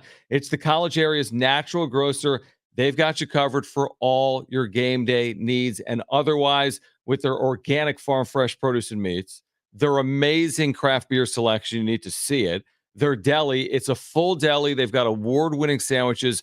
Really a great spot to pick up lunch during your day. They're centrally located off Del Cerro Boulevard. They're across the freeway from Montezuma Mesa. Windmill Farms is your family-owned market. They've been serving the San Diego area for 20 years. Now, you can see their weekly specials at any point at windmillfarmsmarket.com. So each and every week, they've got new weekly specials. Make sure to check them out. Again, jot this down, windmillfarmsmarket.com. But whatever you're looking for to get ready for your weekend, for your week, for your lunch, they've got it for you with the sandwiches, with the produce and meats, with the beer, and more. Remember to shop local and shop at Windmill Farms.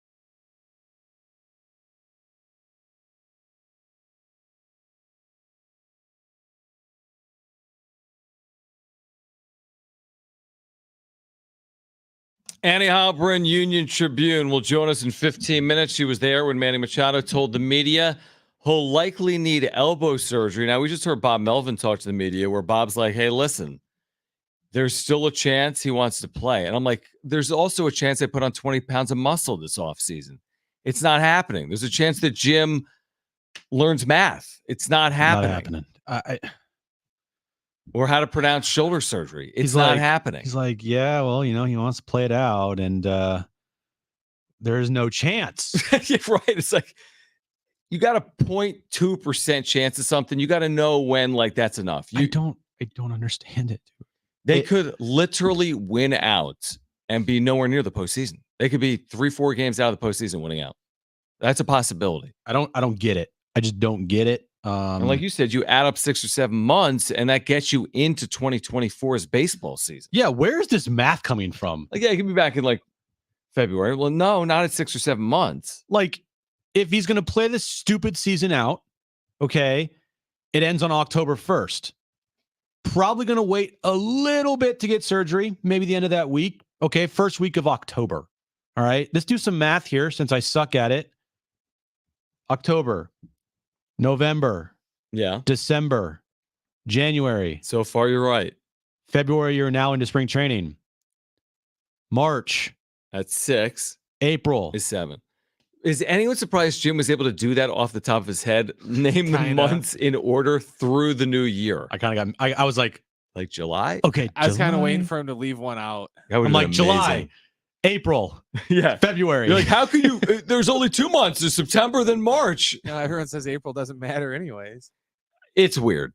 I think, honestly, this is what I think. I think he wants another 20 hits or 10 hits. I honestly think he's worried about getting numbers. No, I actually don't. I think the opposite. What do you think? I don't think it's about numbers. I think it's in his mind. The perception of helping the team. This is leadership. No. That ship sailed. Did you read the article? Yeah, no, he's not a good leader. You know what I mean? Like, that ship has sailed. Annie Halperin will join us in 15 minutes. Right now, let's play. It sailed and hit the iceberg already. Jeez.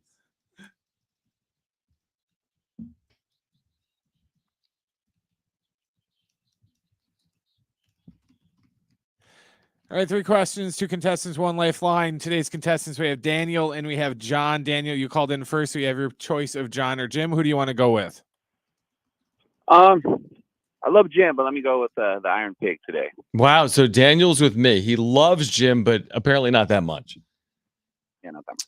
That doesn't make me feel good. He confirmed it. Daniel's like, I love Jim, but I'm not going to pick you today. Well, thank you, Daniel. Okay, fine. That means, John, you get me. All right? We good with that? Yeah. All right. Perfect. Brent, what is today's question of the day? All right, guys, the Steelers are hosting the Browns in the second Monday Night Football game tonight. What's that about, by the way? They do that every year. I just don't get week why. 2? Well, that's what I don't get, why they do it in week 2 instead of week 1. They're an hour separation between the 2 games. Anyway, carry on. Honestly, do you think you're going to be able to stand more than an hour No, of Saints Panthers? Good point. Thank you. Okay, guys, today's question. Can you name the top 8 all-time Steelers quarterbacks with 50 or more passing touchdowns? So we're looking for the top touchdown throwers in Steelers history. Interesting. Okay, 50 or more career touchdowns for the Steelers. All right, who's starting, Jim? So, John, you're up first. What is your first guess? You do have your lifeline if you choose to use it. Terry Bradshaw. Terry Bradshaw. Did he have more than 50? I think he did. Yeah, good guess. Daniel, you're up next. What is your first guess? You do have your lifeline if you choose to use it. Oh, Roethlisberger. Ben Roethlisberger. He had at least 51. Had to Okay, have the gimmies are off the board. Yeah, Now the true. fun Those begins. are gimmies. They are. Yeah. John? I'm not even joking. Between the drop 2 of off. them, it is about 640 touchdowns. Yeah, exactly. Nobody else Yeah. has like more than Makes 70. sense. All right, John, you're up next. What is your second guess? You do have your lifeline if you choose to use it. Shot in the dark, Cordell Stewart. I Cordell love that Stewart, guess. love it. Yes. Boom, baby. Well done. Love that wait, guess. that's Team Jim. Boo. Boo. Yeah. Daniel, what's your second guess? You do have your lifeline, which is John, who is kind of freaking out over here if you want to use it. Neil O'Donnell. Love it. Neil O'Donnell. Yes. What? Yes. Great guess. Great name. 90s. All right. John, Final guess. You do still have your lifeline. What do you got? Yeah, I'm gonna have to go lifeline here. I have a name in my head. I do too. And I hope this is right. He was there for a while. I'm going to go Tommy Maddox. That's what I was thinking. Yeah, let's go Tommy Maddox. Tommy Maddox. You're an idiot, Jim. Oh, But John, you're smart. But Jim's still an idiot. Tommy Maddox. Just because he was there, he was backing up. He wasn't playing. Yes, he was. Brent? It was close. Okay. He was ninth. He had 42. Dude, He was off by 8. Come on, Jim. You didn't know he didn't Oh, have I'm 50? an idiot. Sorry. All right. Daniel can walk off here. Daniel could walk off. I have a name. You want to From use my your lifeline, childhood. Daniel, or you have a final guess? What do you got? Well, the only people that ever come to mind are the ones we already guessed, besides Cordell Stewart. Carrie Hanratty? Is the older one? Carrie Hanratty? Okay, Carrie Hanratty. I had a name, but is Carrie Hanratty on the list? Who was your Can guess? I give you Bubby? I don't even remember what it said. Bubby Brister? Was it? Yeah, you would have won. Oh, Where's Oh no, Daniel he dropped left. It wasn't over, was it? No, No, we we were had to tied go- at 2. we had to go to yeah, we're going to overtime. overtime. Daniel, if you want to call back, you have 15 seconds. 844-570-1360. Bubby Brister was on the list. Yeah, That's our childhood. That Yeah. would have won it. Yeah. Who else was on the list? Yeah. Okay. Well, we're waiting to see. Because I don't know if Daniel's going to call back. All right. Big Ben was 1. Bradshaw was 2. Cordell was 3. Neil O'Donnell was 4. It's gone. Hold on. Something 5 was someone else. 6 was someone else. Yeah, 6 and was then someone Tommy else. Maddox was 7, 9. 8, 9. Who was the quarterback that led the Steelers to the Super Bowl in 90? Was it Neil O'Donnell lead them to Super Bowl? It was Neil O'Donnell. Yeah. Yeah. Okay. Yeah. That's that's all I got. I don't know anybody else. Is Daniel back? Yes, Daniel's back. Okay, Daniel, don't hang up. Right. We're not going to overtime because you tied with John. Yep. So, Brent, give us the quick rules of overtime and a question. All right. The way overtime works is I'm going to ask you guys a question. When I'm done asking the question, you're going to yell out the name of your partner today, either John or Jim. Whoever yells out the name of their partner is going to either win the game by getting the question right, or you're going to lose the game by getting the question wrong. Do you guys got it? Yep. Sounded very confident. No, I was just waiting for Okay. 2 yups. All right. Okay. Today's overtime question. Who is the Steelers' current starting quarterback? John. I heard Jim. I heard Jim first. Jim, I did yeah. too. John, what do you got? yeah, never mind. Pass. John passes, which means Daniel wins. This is happening all so often. Daniel, congratulations. It's a good thing you called back. Tommy Maddox. Yeah, Tommy Maddox is the current quarterback. Or is it Kenny Pickett? Wait, no. Bubby Maddox. It's Kenny Pickett. Sorry, Kenny Pickett. I'm an idiot. What is going on with you? You just said it's Tommy Maddox. It's Kenny Pickett, right? Steelers from Tommy Maddox, Panthers. like, what the yeah. hell? Wow. Well, congratulations I'm to an Daniel. idiot. Here's what you've won. A 4-pack of tickets to SeaWorld's Howl O Scream. Every twist and turn, death-defying drop, all new special effects, and more scares in 4 terror-filled houses. We'll give you something to scream about. There's even more dark magic lurking around every corner with electrifying and mesmerizing live entertainment. The screamiest event of the season, I'll be screaming, is now at SeaWorld San Diego's Howl O Scream starting September 29th through October 31st, only on select nights. For more information, visit SeaWorldSanDiego.com. Brent, what do you have? Okay, the 3 names we didn't get to. Yeah. Bobby Lane was 5, Jim Finks was 6, and then Mark Malone from ESPN. Kind of That's how I remember. know him. He was 7. Okay. That was everyone. So, but Tommy Maddox has been supplanted by Kenny Pickett for week 3. Actually, tonight, Kenny Pickett will start week 2, Monday Night Come on, you Football. count those XFL games, and he'd have like 46 touchdowns. Exactly. Annie Halpern from the UT is at Petco Park, where Manny Machado said earlier today he's expecting to have surgery on his elbow. If that's the case, why is he still playing down the stretch for the Padres? Annie Halpern from Petco from the Union Tribune, friend of the show. She'll join us next.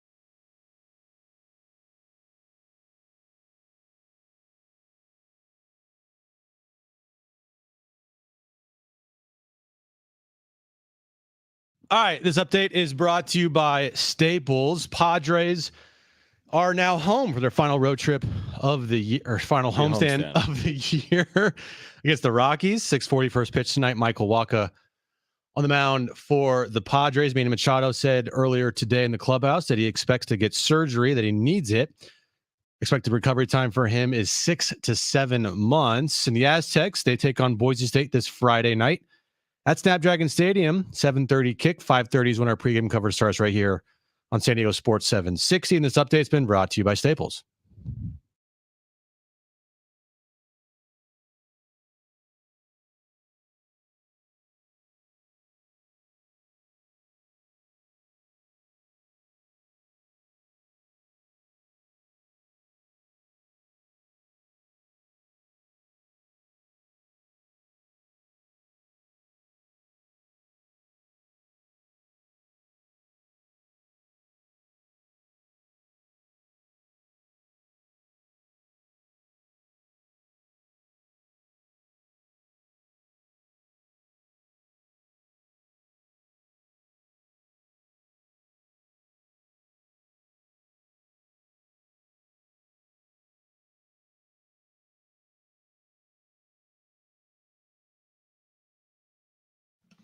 San Diego and Southern California, what's going on? It's hour 3 of Jon and Jim. We're with you until 6 p.m. here tonight. We will get to the wrap. Also, your Aztec rewind from last weekend in Corvallis, San Diego State, Oregon State. We'll look ahead to Boise State Friday night at Snapdragon Stadium. But the story of the day is Manny Machado telling the media, including Annie Halpern, that he's expected to undergo surgery on his injured elbow and could miss, his words, 6 or 7 months. So now you might be saying to yourself, well, if he's going to miss 6 or 7 months, then why not get the surgery now as opposed to when the season comes to an end? So let's catch up with Annie Halpern from the UT about that very story. So Annie, you heard it from Manny earlier where he said that he could miss 6 or 7 months because he could undergo surgery on his elbow.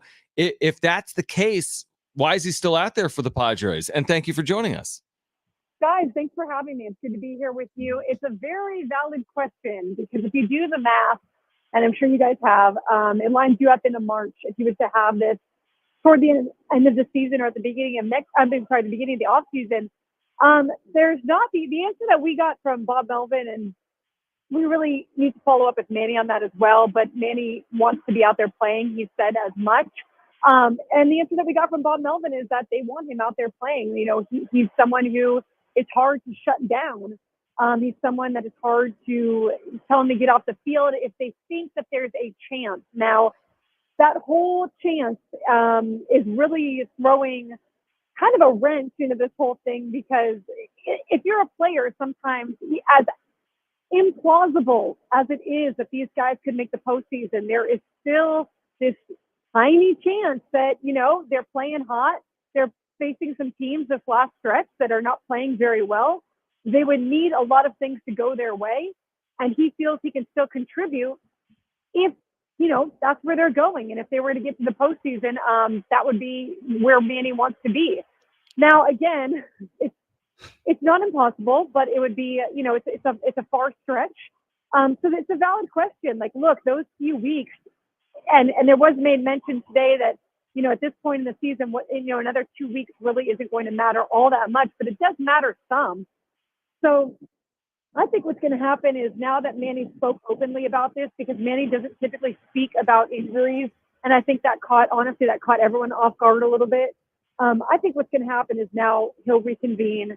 They'll start having talks with the organization, you know, see where everyone's at. And I think that there would be more of a encouragement to go ahead and move forward with this sooner rather than later.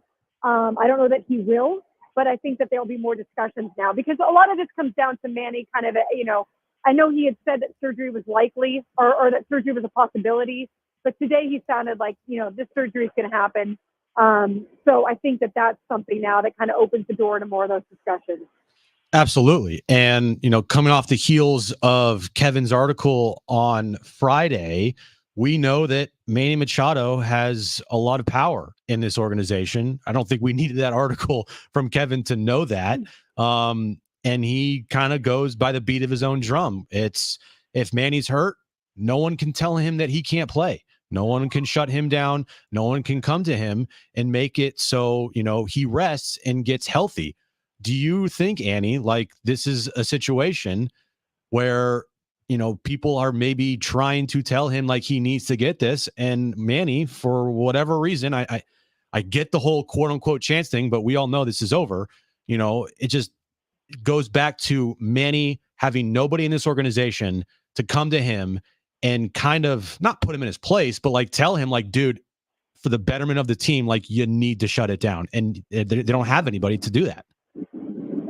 Yeah, I think that it's going to be, like I said, it's a good conversation to have because it's valid questions and valid points. And the thing about it is like, okay, well, there's a few things. One, sometimes a player in front of, the media doesn't always maybe do the math in their head, right? Or doesn't always know that the recovery time. And that's another part of this is we don't know exactly the diagnosis and exactly the surgery. So that rehab time, it could be less and he doesn't know it. It could be more and he doesn't know it, for certain. And so that's why sometimes I'm like, okay, now that it's been set on record, there could be someone that's blowing up Manny's phone right now. That's like, listen, we're a little off on this timeline. Like we need to reassess. We need to look at it. And so I think that could definitely be happening because, the other thing is we don't know the nature of the rehab. Like is 6 to 7 months. Does that mean by month 6, or whatever, that he's already swinging a bat, that he is doing baseball activities? Or does that mean like he's not even touching a bat, or doing things until month 6 or things like that? So we don't know exactly that, or maybe some of this also depends on what they find when they get in there. But generally speaking, it is more prudent to get this stuff started now and allow your body to heal. We saw that with Fernando last year. At some point, it was like, hey, obviously he wasn't coming back because of the suspension. But, you just want to start early when you can because you want to make sure you're ready when the season starts. And so there's stuff that we don't know. We don't know the nature of the rehab and whether or not, it's easy. Kind of once he's better, he can start swinging and it's, but usually typically with these kinds of things, you want it to start earlier rather than later, just because you don't know what's going to happen and you want to give your body as much time as possible. And they have this series in South Korea, right? Oh, yeah. They have some games that matter earlier on. And so, I think it'd be beneficial. So I think of those conversations, I have a feeling those conversations are going to start happening now that all this is out there in the open. Yeah, great point, Andy. Their first game's March 20th, 2024, Right. which Those is 6 months from literally tomorrow is when the Padres will play their first games of the season in Seoul, South Korea. Annie Halpern from the UT is with us right now. Jim just referenced Kevin's article about the culture of the Padres with Manny Machado quoted extensively. What was your reaction to what you read that Kevin wrote? Oh, that's a tough question. My reaction is, I thought it was a very well done article. I thought that it was it's so, I think a lot of people that maybe don't understand how nuanced it is to go speak to people in the clubhouse about these types of topics, how difficult that can be, and how to be able to talk to so many players and so many people in uniform to really make sure that what you are hearing is right and what you are getting is not just coming from one or two people. I think you did a really good job on it. I think that, there are a lot of people that encouraged him to write that story that are on the inside because they felt that it was pointing the right direction, and I think that that's something that sometimes maybe fans on the outside don't realize, that you're putting yourself in a worse position when you write this kind of story, going back into the clubhouse. Like, it's really not beneficial to the person writing it in many ways, but at the same time, if you're hearing these things from more than one person and you're hearing them from people that are embedded in the organization or in the clubhouse on a deep level, it's really your duty as a journalist to report this. Now, I thought it was great. Look, Manny, I did not take it poorly on Manny the way that a lot of people may have. Manny feels the way he does because Manny comes from a different, type of baseball, a different type of more old school baseball where it's like you do your work, you get in there, you do what you need to be done. you get out there, you play hard. You don't necessarily talk about this sort of stuff within the clubhouse. Like, it's just a different type of thing. And I think that he was right on some points. Look, if the Padres were winning, these problems, like I've said this before, these problems would still be there. It's just that it gets masked by winning, and that sort of thing. And so I thought Manny made some good points as well. And I thought it was good to hear the back and forth. You know what I mean? Like, not everybody sees these things in the same way. And you're depending on who you are as a player and where you come from, you see it very differently, and the way that what kind of experience you have as a player. So I think that there was a lot of interesting stuff that was brought up there that I think could cause, it's like, this is what I think should happen with an article like that.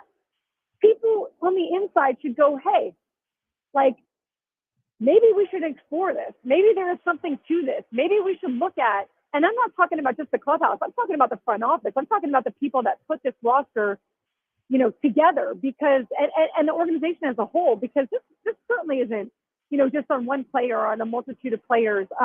You got to understand the human elements of all of this. You know what I mean? And that's the sort of thing that us reporters see a lot day in and day out, or we hear on background or off the record and things like that. And so the best case scenario is this sort of lets them, take a look at things and go, hey, is there any truth to this? Do we need to explore this further? Do we need to look at, how we're building this roster, this clubhouse, and see what we could be doing better? Because honestly, guys, the worst thing I think that anyone can do in a season like this is win these last, 10 games or whatever they have, or have a winning record in September, get into the offseason and say, well, that was just a weird year.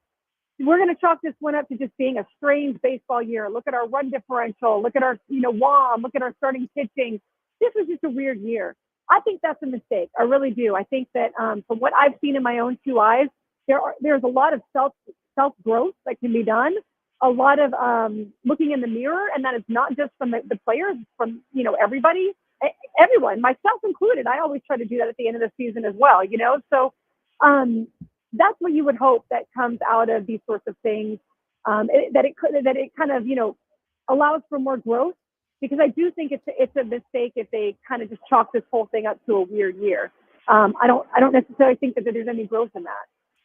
I'm just sitting here, Annie, nodding my head, and I'm giving you a slow clap because I think everything you said there needed to be said, because I think a lot of fans are viewing what Kevin wrote as a complete hit piece, and I don't think that it should be viewed as that. It should be viewed as a, like, look in the mirror type of thing for this organization. And like you said, there were a lot of people, and Kevin said this, that wanted this to come out because things need to change. They need to change because of the amount of money that's being spent on this team, for the expectations that are spent on this team, and the players on this team. You can't continue with the status quo. Annie, I know this is going to be a completely loaded question, but in the article, there was what me and John viewed as a real red flag, the understanding of the importance of culture.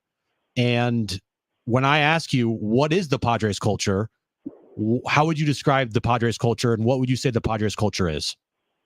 That's, I think, the hardest part is if you ask me about the culture and the identity, I cannot tell you. I don't know. Like, I really just, I'm not sure that they know. And some of that is winning might breed that. Like last year, they were the underdogs. They were the team that had fun. They were the team that danced. I don't know if that's your identity and your culture, but it's something, and it's maybe something you can build on. But I really think that culture and identity, it has to start somewhere like in the development area, and it has to be carried through in an understanding that, like, even when things aren't going our way, we still are these people. We still operate this way. We still, we still do these processes the same, whether we're winning or losing. Because culture, sometimes it can be like, if you look at like the Dodgers and stuff like that, they do a great job through development, but they have a winning culture because they've won. And so there is something about that, but at the same time, is that the chicken or the egg? Like, you've got to start building an identity of who you are as a team, win or lose. And I don't think that these guys know that.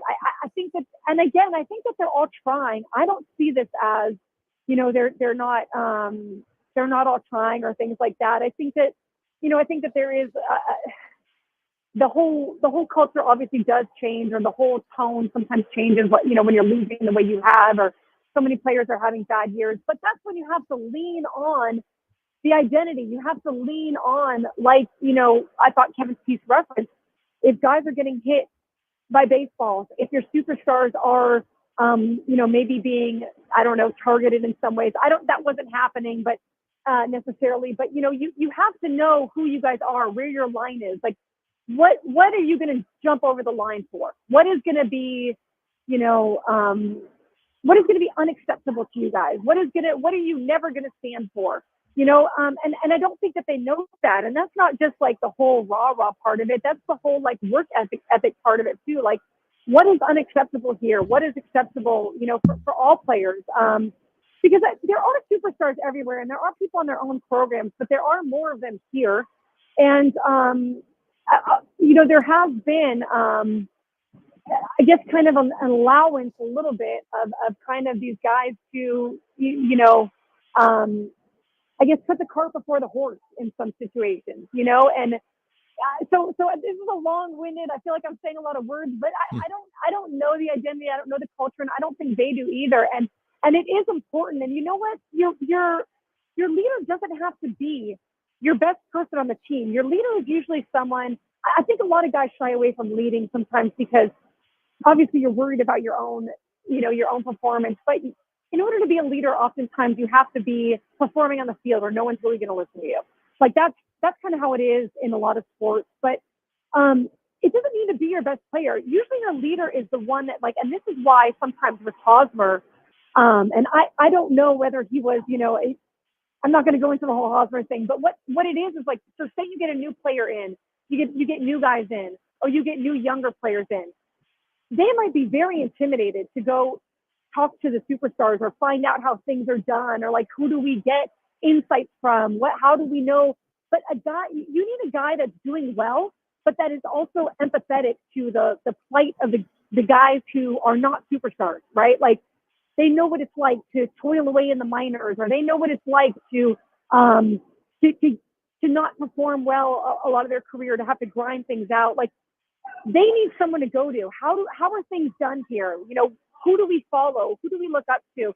And so sometimes it's just a guy that is like performs well enough, but just is kind of that father figure type. You know what I mean? Like, you can look to them, like, and it's not one guy all the time. It's like different guys, so it doesn't have to be your best player on the team. But I think what they ran into here is, no one knew who it was really. It's like, who do you step up to? Who do you allow when you're a new guy? You got to allow some respect to people that have been here this whole time. There's all kinds of there's like a little dance to it all, and then on top of that, you don't really have a culture and an identity, so there was just a lot of kind of uncertainty this year in that area. So I heard bring Eric Hosmer back, Annie. No, I'm kidding. I'm kidding. I can't wait to listen, I do think Eric got too much vitriol from people who didn't understand Jim his what he did add. But I also, understand that the way he left, there was not a lot of love, whatever. Eric was always a professional with me. And I think that that's kind of the leadership that people sometimes, don't see, is like, when you're looking to how a clubhouse runs, here's Eric Hosmer, who's the best friend of Manny Machado, who's the king of this whole thing, kind of, you know what I mean? And I mean that, but based on the guy's done a lot of great stuff in his career. He's someone that people look at as, this is a player that is a superstar, so he can relate to the Mannys of the world, but then he can also relate to the Matt Battens of the world. The Matt Battens, he's going to embrace those guys as well. And I think that sometimes your leader is able to do both. And that can be more than one guy, like I said, and that's kind of what you're looking at. That helps shape a clubhouse, so to speak. Annie, great perspective and insight. We really appreciate you doing it. We know you spoke with Manny. We're part of that, media scrum earlier today where Manny said he could miss 6 or 7 months with an elbow surgery. So fascinating year. We'll catch up again at some point soon, hopefully once the season comes to an end. But thank you, Annie, for doing it here. Thanks, Annie. Guys, always a pleasure to be on with you. Talk to you soon. It's our pleasure. Annie Halpern from the UT. We'll get to the wrap up next, plus your Aztec rewind, plus Jim's back page. A lot to get to. Don't go anywhere. It's Jon and Jim.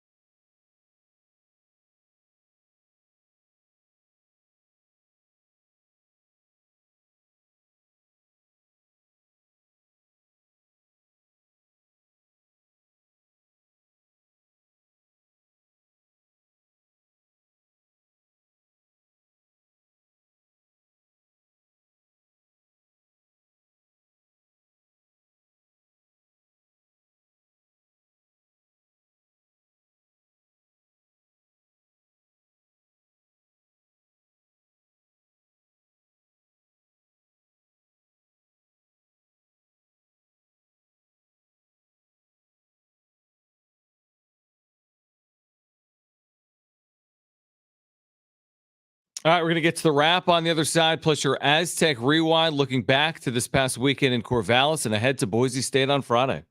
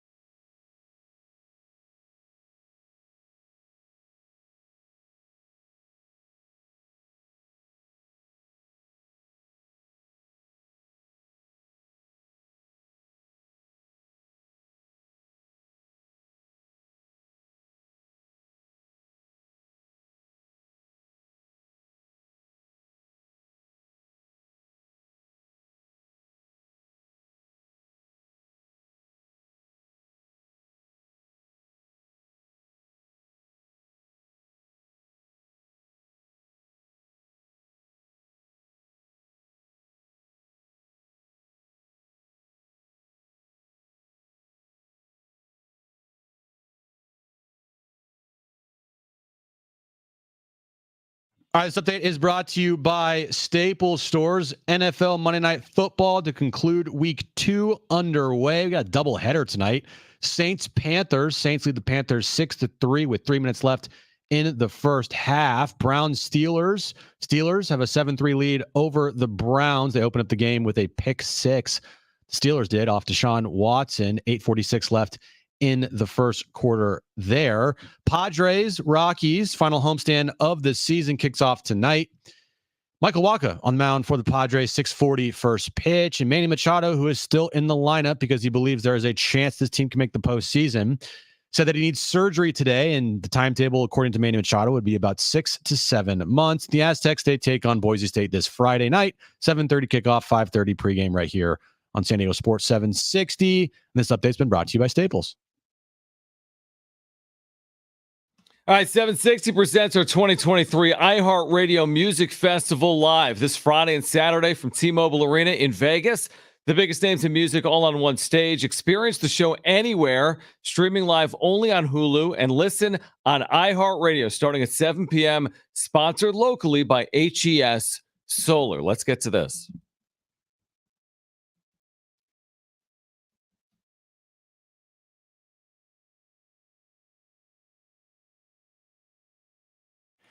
Which 0-2 team is most likely to make the playoffs? I would have to agree with Adam, who joined us earlier today, with the Bengals. Joe Burrow, I know he re-aggravated his calf, but I just feel like they have too much talent there. They might get in like as a worst, like a wild card maybe. But if Joe Burrow can get back healthy, I don't see why the Bengals couldn't be a fringe playoff team and pushed for a playoff spot. The answer is a team that used to call San Diego home. I'm kidding. Stop. It's Cincinnati. The Clippers. Exactly. Yeah. It's Cincinnati. The Rockets. It's clearly Cincinnati. The Chargers are a joke, which means you kind of hope it continues that way. Don't make any changes. Keep doing it the way you've been doing it. Give Brandon Staley like a 10-year contract extension. It's been bad. It's been bad. It's got to be Cincinnati. It absolutely has to be Cincinnati. Next question. Which teams will be in the wild card for the National League? All right. So number 1, Phillies. And I got to give credit to the Arizona Diamondbacks, man. They looked dead for a while, but then they turned their season around when they played the Padres right here early in, I want to say August, right? It was mid to late August, probably. It was like that 4-game series where they had a doubleheader on that Saturday. Yep. And that was a huge series. And the Diamondbacks came in here and you had fans yelling at Tommy Pham. And Tommy Pham said, yeah, watch this. They took 3 of 4. Ever since then, they've been really good. So I'm going to go Philadelphia, Arizona. Sorry, Brent. I'm going to go with Miami. Those are my 3 teams. I'm going to go Phillies, obviously. And then I'm going to go Cubs, Reds. Okay. I mean, these teams, by the way, Arizona, Chicago, Miami, and Cincinnati are separated by 1 game. Those 4 teams are separated by 1 game. So it's going to be fascinating to watch play out. I'm going to say, what'd I say? Reds, Cubs, Phillies? Reds, Cubs, Phillies. Cubs, Phillies, yeah. Reds, Cubs, Phillies. You're not giving the Padres any chance here? No, 0. Well, I mean, according to Manny Machado, they're still alive and they're playing good baseball and they can finish off the season strong. You know who else is still alive right now? The 66 and 84 Washington Nationals, who have an elimination number of 1. Should they sit Manny Machado if he was on their team? Sometimes this team doesn't understand, man. Next question. Will Colorado cover the 21-point spread this weekend against Oregon? Jim's Buffaloes. My Buffaloes. The America's Buffaloes. America's Buffaloes. I did doubt them at the end of that game in the fourth quarter right. when they went down 11 with like 7 minutes to play. Dude, I ain't gonna lie. I went to bed as soon as they went down 28-17. Like I was like, yeah, it's over. I'm going to bed. I watched the whole thing too. I watched it all the way through the post-game press conferences until like 12:40 in the morning. I didn't do that, but I watched the game. I did that. It's going to be tough. They're without Travis Hunter. They're giving up 460 yards of offense on defense. What? They're giving up 460 yards per game. Okay. Gotcha. Defensively. Mm-hmm. And Oregon's good offensively. So the only way they win this game is if it's a massive shootout without Travis Hunter. I don't know if they can do that, but I don't know if they're going to cover this 21-point spread. I think it might be their first time. I think this might be the first real. Yeah. I say they cover it. I believe they'll cover it. I don't think they win it. I really don't. I think you're asking a lot. Without Travis Hunter, who plays like 100+ snaps both ways, and he's out at least 3 weeks. Your next 3 are Eugene and SC at home, or 2 of them. 2 of them, yeah. So that's not easy with Travis Hunter. I think they'll keep it relatively close. I don't see them winning. I think they'll cover the 21 points. I'll tell you what, though. That game against Colorado State, say whatever you want. Like, oh, are you rushing the field? You beat a non-Power 5 school. Shut up. Yeah, they can have fun. Like, shut up. I'm all for it. That was a huge thing in the state. That was a fun game to watch. I don't care who they played.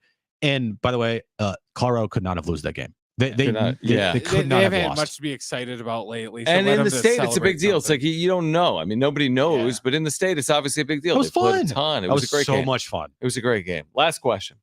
All right, guys, we got Monday Night Football squared tonight. Yeah, this already happened. Which one of these great matchups are you most looking forward to watching when we leave? The only reason why I'm saying this game is for fantasy football purposes. Okay. And it's the Browns Steelers because I have Nick Chubb on my roster. So that's all I care about. I'm going to say same game because of Tommy Maddox. If you know, you know. I'm an idiot. All right. That was the wrap. Brent, can we, in a moment, by the way, San Diego State, Boise State, Friday night at 7:30. Jim just told you that 5 minutes ago. Pre-game coverage at 5:30. Kickoff at 7:30. Tickets at goaztecs.com. I'm calling it the biggest game so far for San Diego State. We'll get into that in a moment. But right now, let's get to this. Taking a look back at the Aztecs. Work back. Hit as he let the ball go in the air. Intercepted. Intercepted on the down ball. Downside of the ball coming on down. This is the Aztec Rewind. Brought to you by Windmill Farms, your natural food market located in Del Cerro. Go back. Jalen Maiden back to the end zone. Touchdown, Aztecs. And they ran that same formation where Jalen Maiden was flanked by a tight end, a running back in the backfield, and Jalen Armstead was the dot back behind him. He takes the inside give handoff and rushes it in for an Aztecs touchdown. All right, Jim, a couple thoughts. All right, Jalen. Now, this is a game where, in my opinion, they made progress. Now, the end result's the end result. They didn't win the game. They're not in the business of losing. So that's the end result. Jalen Maiden on Saturday, they moved the ball between the 30s. Like they could get into Oregon State territory and then drives a stall. Maiden 20 of 32, 256 yards. For me, what did you think? That's as well as Jalen Maiden for me has played this year. He played well. I thought that at times the defense played well. But look, again,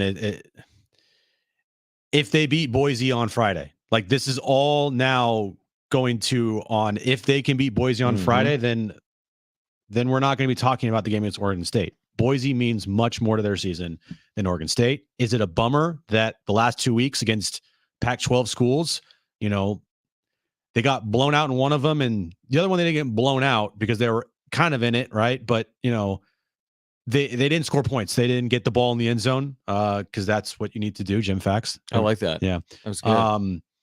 And if they can beat Boise this Friday, it will mean way more to their season than if they beat Oregon State this past Saturday. It's still not good. I don't like it. Like if you're an Aztecs fan out there, you should not be excited that they play a little better against Oregon State and kept it close. Like they still lost the game. But again, Boise on Friday, to me, you lose that game, then we're going to have some problems here because you can't go on this a losing streak in the stretch of your season where we said at worst you have to go 2-2.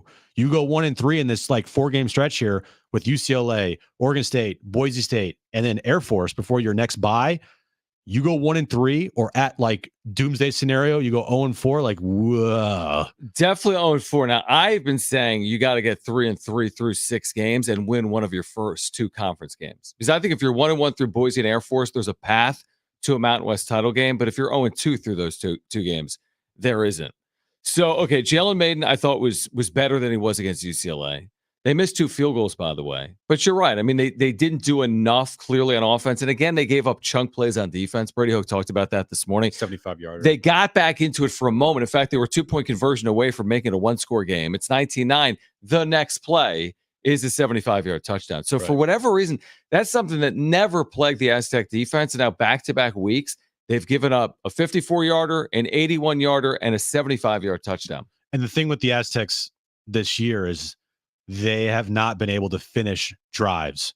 And, if you got to finish drives, man. Mhm. You have a drive going, you have to get points. You can't be missing field goals. If you get close to the goal line, you can't be turning the ball over. You got to punch it in.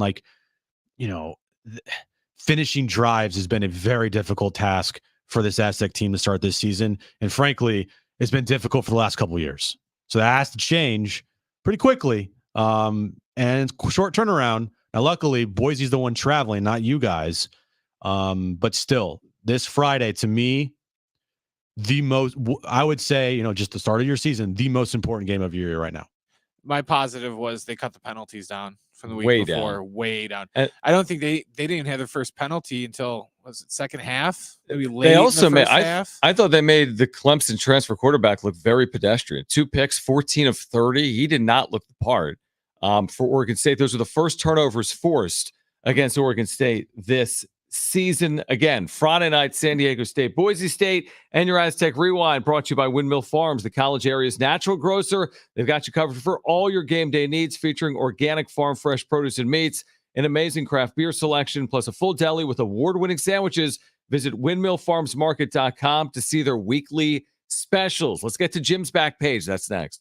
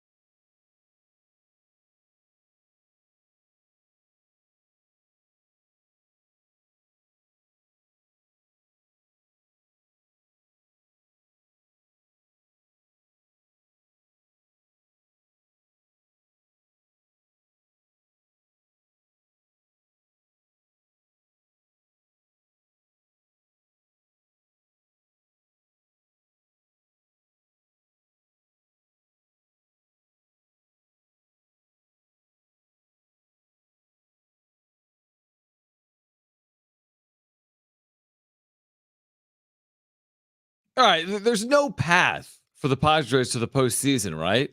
Plus Jim's back page.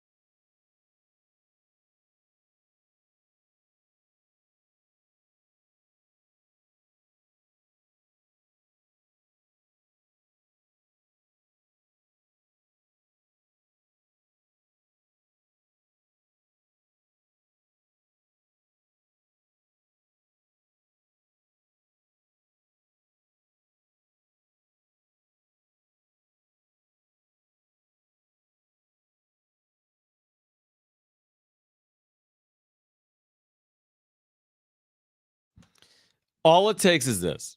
You finish by going 16-0. Okay. Then have the Cubs go no better than 5-7. The Marlins go no better than 6-6. The Reds go no better than 6-5. And the Giants go no better than 8-4, and you're in. So the longest winning streak in franchise history, coupled with 4 results from 4 other teams that you need to go your way. And then Manny's playing in the postseason, and that's why you don't have the surgery, Jim. Okay? Would you like to respond to that? Yeah. I feel so stupid. Yeah. Now the Reds won today, so that Here's my math gets response. harder. Shut up. Like, it's over, guys. Stop. I have people on social media telling me it's not. Like, this Douglas, all right? Douglas, yes. Douglas on social media responded to me when I was like, why is Manny in the lab tonight then? His response was, because we're technically still not eliminated yet. And there's a slight chance the Padres can win the remaining games and take this wild card race all the way to the last game of the season. I responded, no, there's not. It's over. Okay. Guys, this is that Simpsons meme. Stop. He's already dead. Yeah. Like, Douglas responded, say that about the 2011 Cardinals. Like, give me oh my This God. has nothing to do with anything. No. If they happen to win 16 straight and get all those results, I'm not going to then play Powerball. I'm going to stop arguing, because once this team officially gets eliminated, there's nothing to argue about. Like, it's okay. What are you going to say now? You know? And then Manny's response today, like, we can finish off the season on a high note. No, you can't. Right. Not if you don't make the postseason, which you're not going to make. Now, Padres are a big favorite tonight, Jim. I don't care. Looking for a 5th straight win. I mentioned this last night on the wrap-up show. I don't care if this team, and no one should care, if this team has the best month of September, if they go 18-8, or they win out and they whatever. What they have already done this year is a disaster. This season has already been a failure, no matter what happens this September. That's their fault. That is the player's fault. That is this franchise's fault from the front office all the way down. Nothing in September they do should be at all, by any circumstance, used as some type of jumping off point for 2024.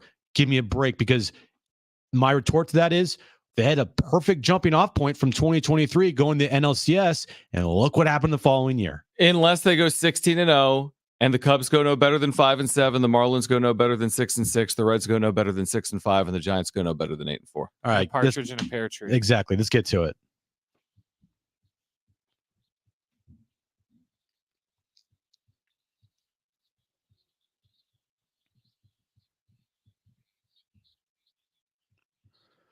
Today is a national holiday, John. Is it? It is. Brent, What is it? Brent knows what day it is. It is. Oh, he told me earlier. Burger Day? Not in John's house. Not in your house. It's like if they had a tofu day, it'd be the greatest day ever for your life. But McDonald's and other restaurants as well. But I'm just focusing on McDonald's right now because it's National Cheeseburger Day. Wow, I've never had one in my life. I feel like if we ever have a tofu day, we lost like a war or something. Right. And by the way, that's a lie because you've had a cheeseburger. I've watched. No, you. only in a bet. Only against my own will. And he never eats the whole thing. That's only against my own will, and it's one bite, and you know it. But you can't tell me you've never had one when I've literally never had had one. But you've literally had I've never had one. I've had a bite of one. I've never had That's one. still eating one. No. Only losing a bet. Okay. Anyway, the deal is only available for the McDonald's app. You can get a double cheeseburger from McDonald's for 50 cents. That's a deal. So download the McDonald's app. Mm-hmm. It will tell you how to do it. Go to McDonald's, get a double cheeseburger for 50 cents. Bada bing, bada boom. How you doing? That's like 25 cents per patty. It's amazing. Plus cheese. Yeah. And other things as well. Okay, great. So National Cheeseburger Day. Brent, are you going to go get a cheeseburger? I am. I'm going to go to Wendy's, though, so I can get my pumpkin spice frosty. Smart. Oh, wow. Very smart of you. And a Baconator. A Baconator. Yeah, Baconator. Stupid Baconator. Man, you've had a lot of issues. I have, yes. John, you like Dr. Pepper? Infinite Baconators. And you're calling Douglas, and you don't want to argue with Douglas. No, I don't. Have I ever had a Dr. Pepper, or do I like it? You like Dr. Pepper? I do. Brent? I don't drink it a ton. I but like do. Diet Dr. Pepper more Yeah, than me Dr. too. Pepper. Dr. Pepper is coming out with 2 new flavors. Actually, just one, but for Diet Dr. Pepper and regular Dr. Pepper. Mm-hmm. Creamy coconut. Okay. Creamy coconut. I would try that. Yeah, definitely. Yeah, I try that. Yeah. I think Dr. Pepper's disgusting. What? Yeah, sorry. Too many flavors for you? No, it just doesn't taste right Okay, to me. that's fine. I'm a Coke guy through and through. Okay. I'll drink Pepsi, but Coke is my number one. You say that in the wrong place in the South, and you won't come back. Well, They love Dr. Pepper in the South. Well, Brent, I don't live in the South. No, you don't. I can confirm. No, I Just can't. make sure the Eagles never play there. Exactly. And finally, John, I'm bringing a space story to the back page. Thank you. Scientists reveal that they are in the, quote, final stretch to avert an asteroid from striking Earth that will have the impact of 22 atomic bombs. Not worried. The projected date of this collision is September 24th, 2182. Not worried. Do you think the Padres will have won a World Series by then? Do you think they shut down Manny in this final year of his deal? He still has an elbow situation. Man, 2182. What year is it? 2023. This isn't impacting my kids, your kids, or their kids. Now, their kids might have an issue, but I'm not worried. I'm not losing sleep over that. If you missed anything today, sportssd.com, iHeartRadio app, iTunes, TuneIn Radio, or Spotify. Find us now on YouTube. Search for Jon and Jim 760. You can watch Jon and Jim every single day now on YouTube. Find us on social media at Jon and Jim, JONANDJIM. Will the Padres be inching closer to that postseason tomorrow or not? Will Manny Machado be shut down tomorrow or not? Join us at 3 tomorrow. For Brent and Jim, I'm John. Keep it here. It's the all-new San Diego Sports 760. Excited. Okay.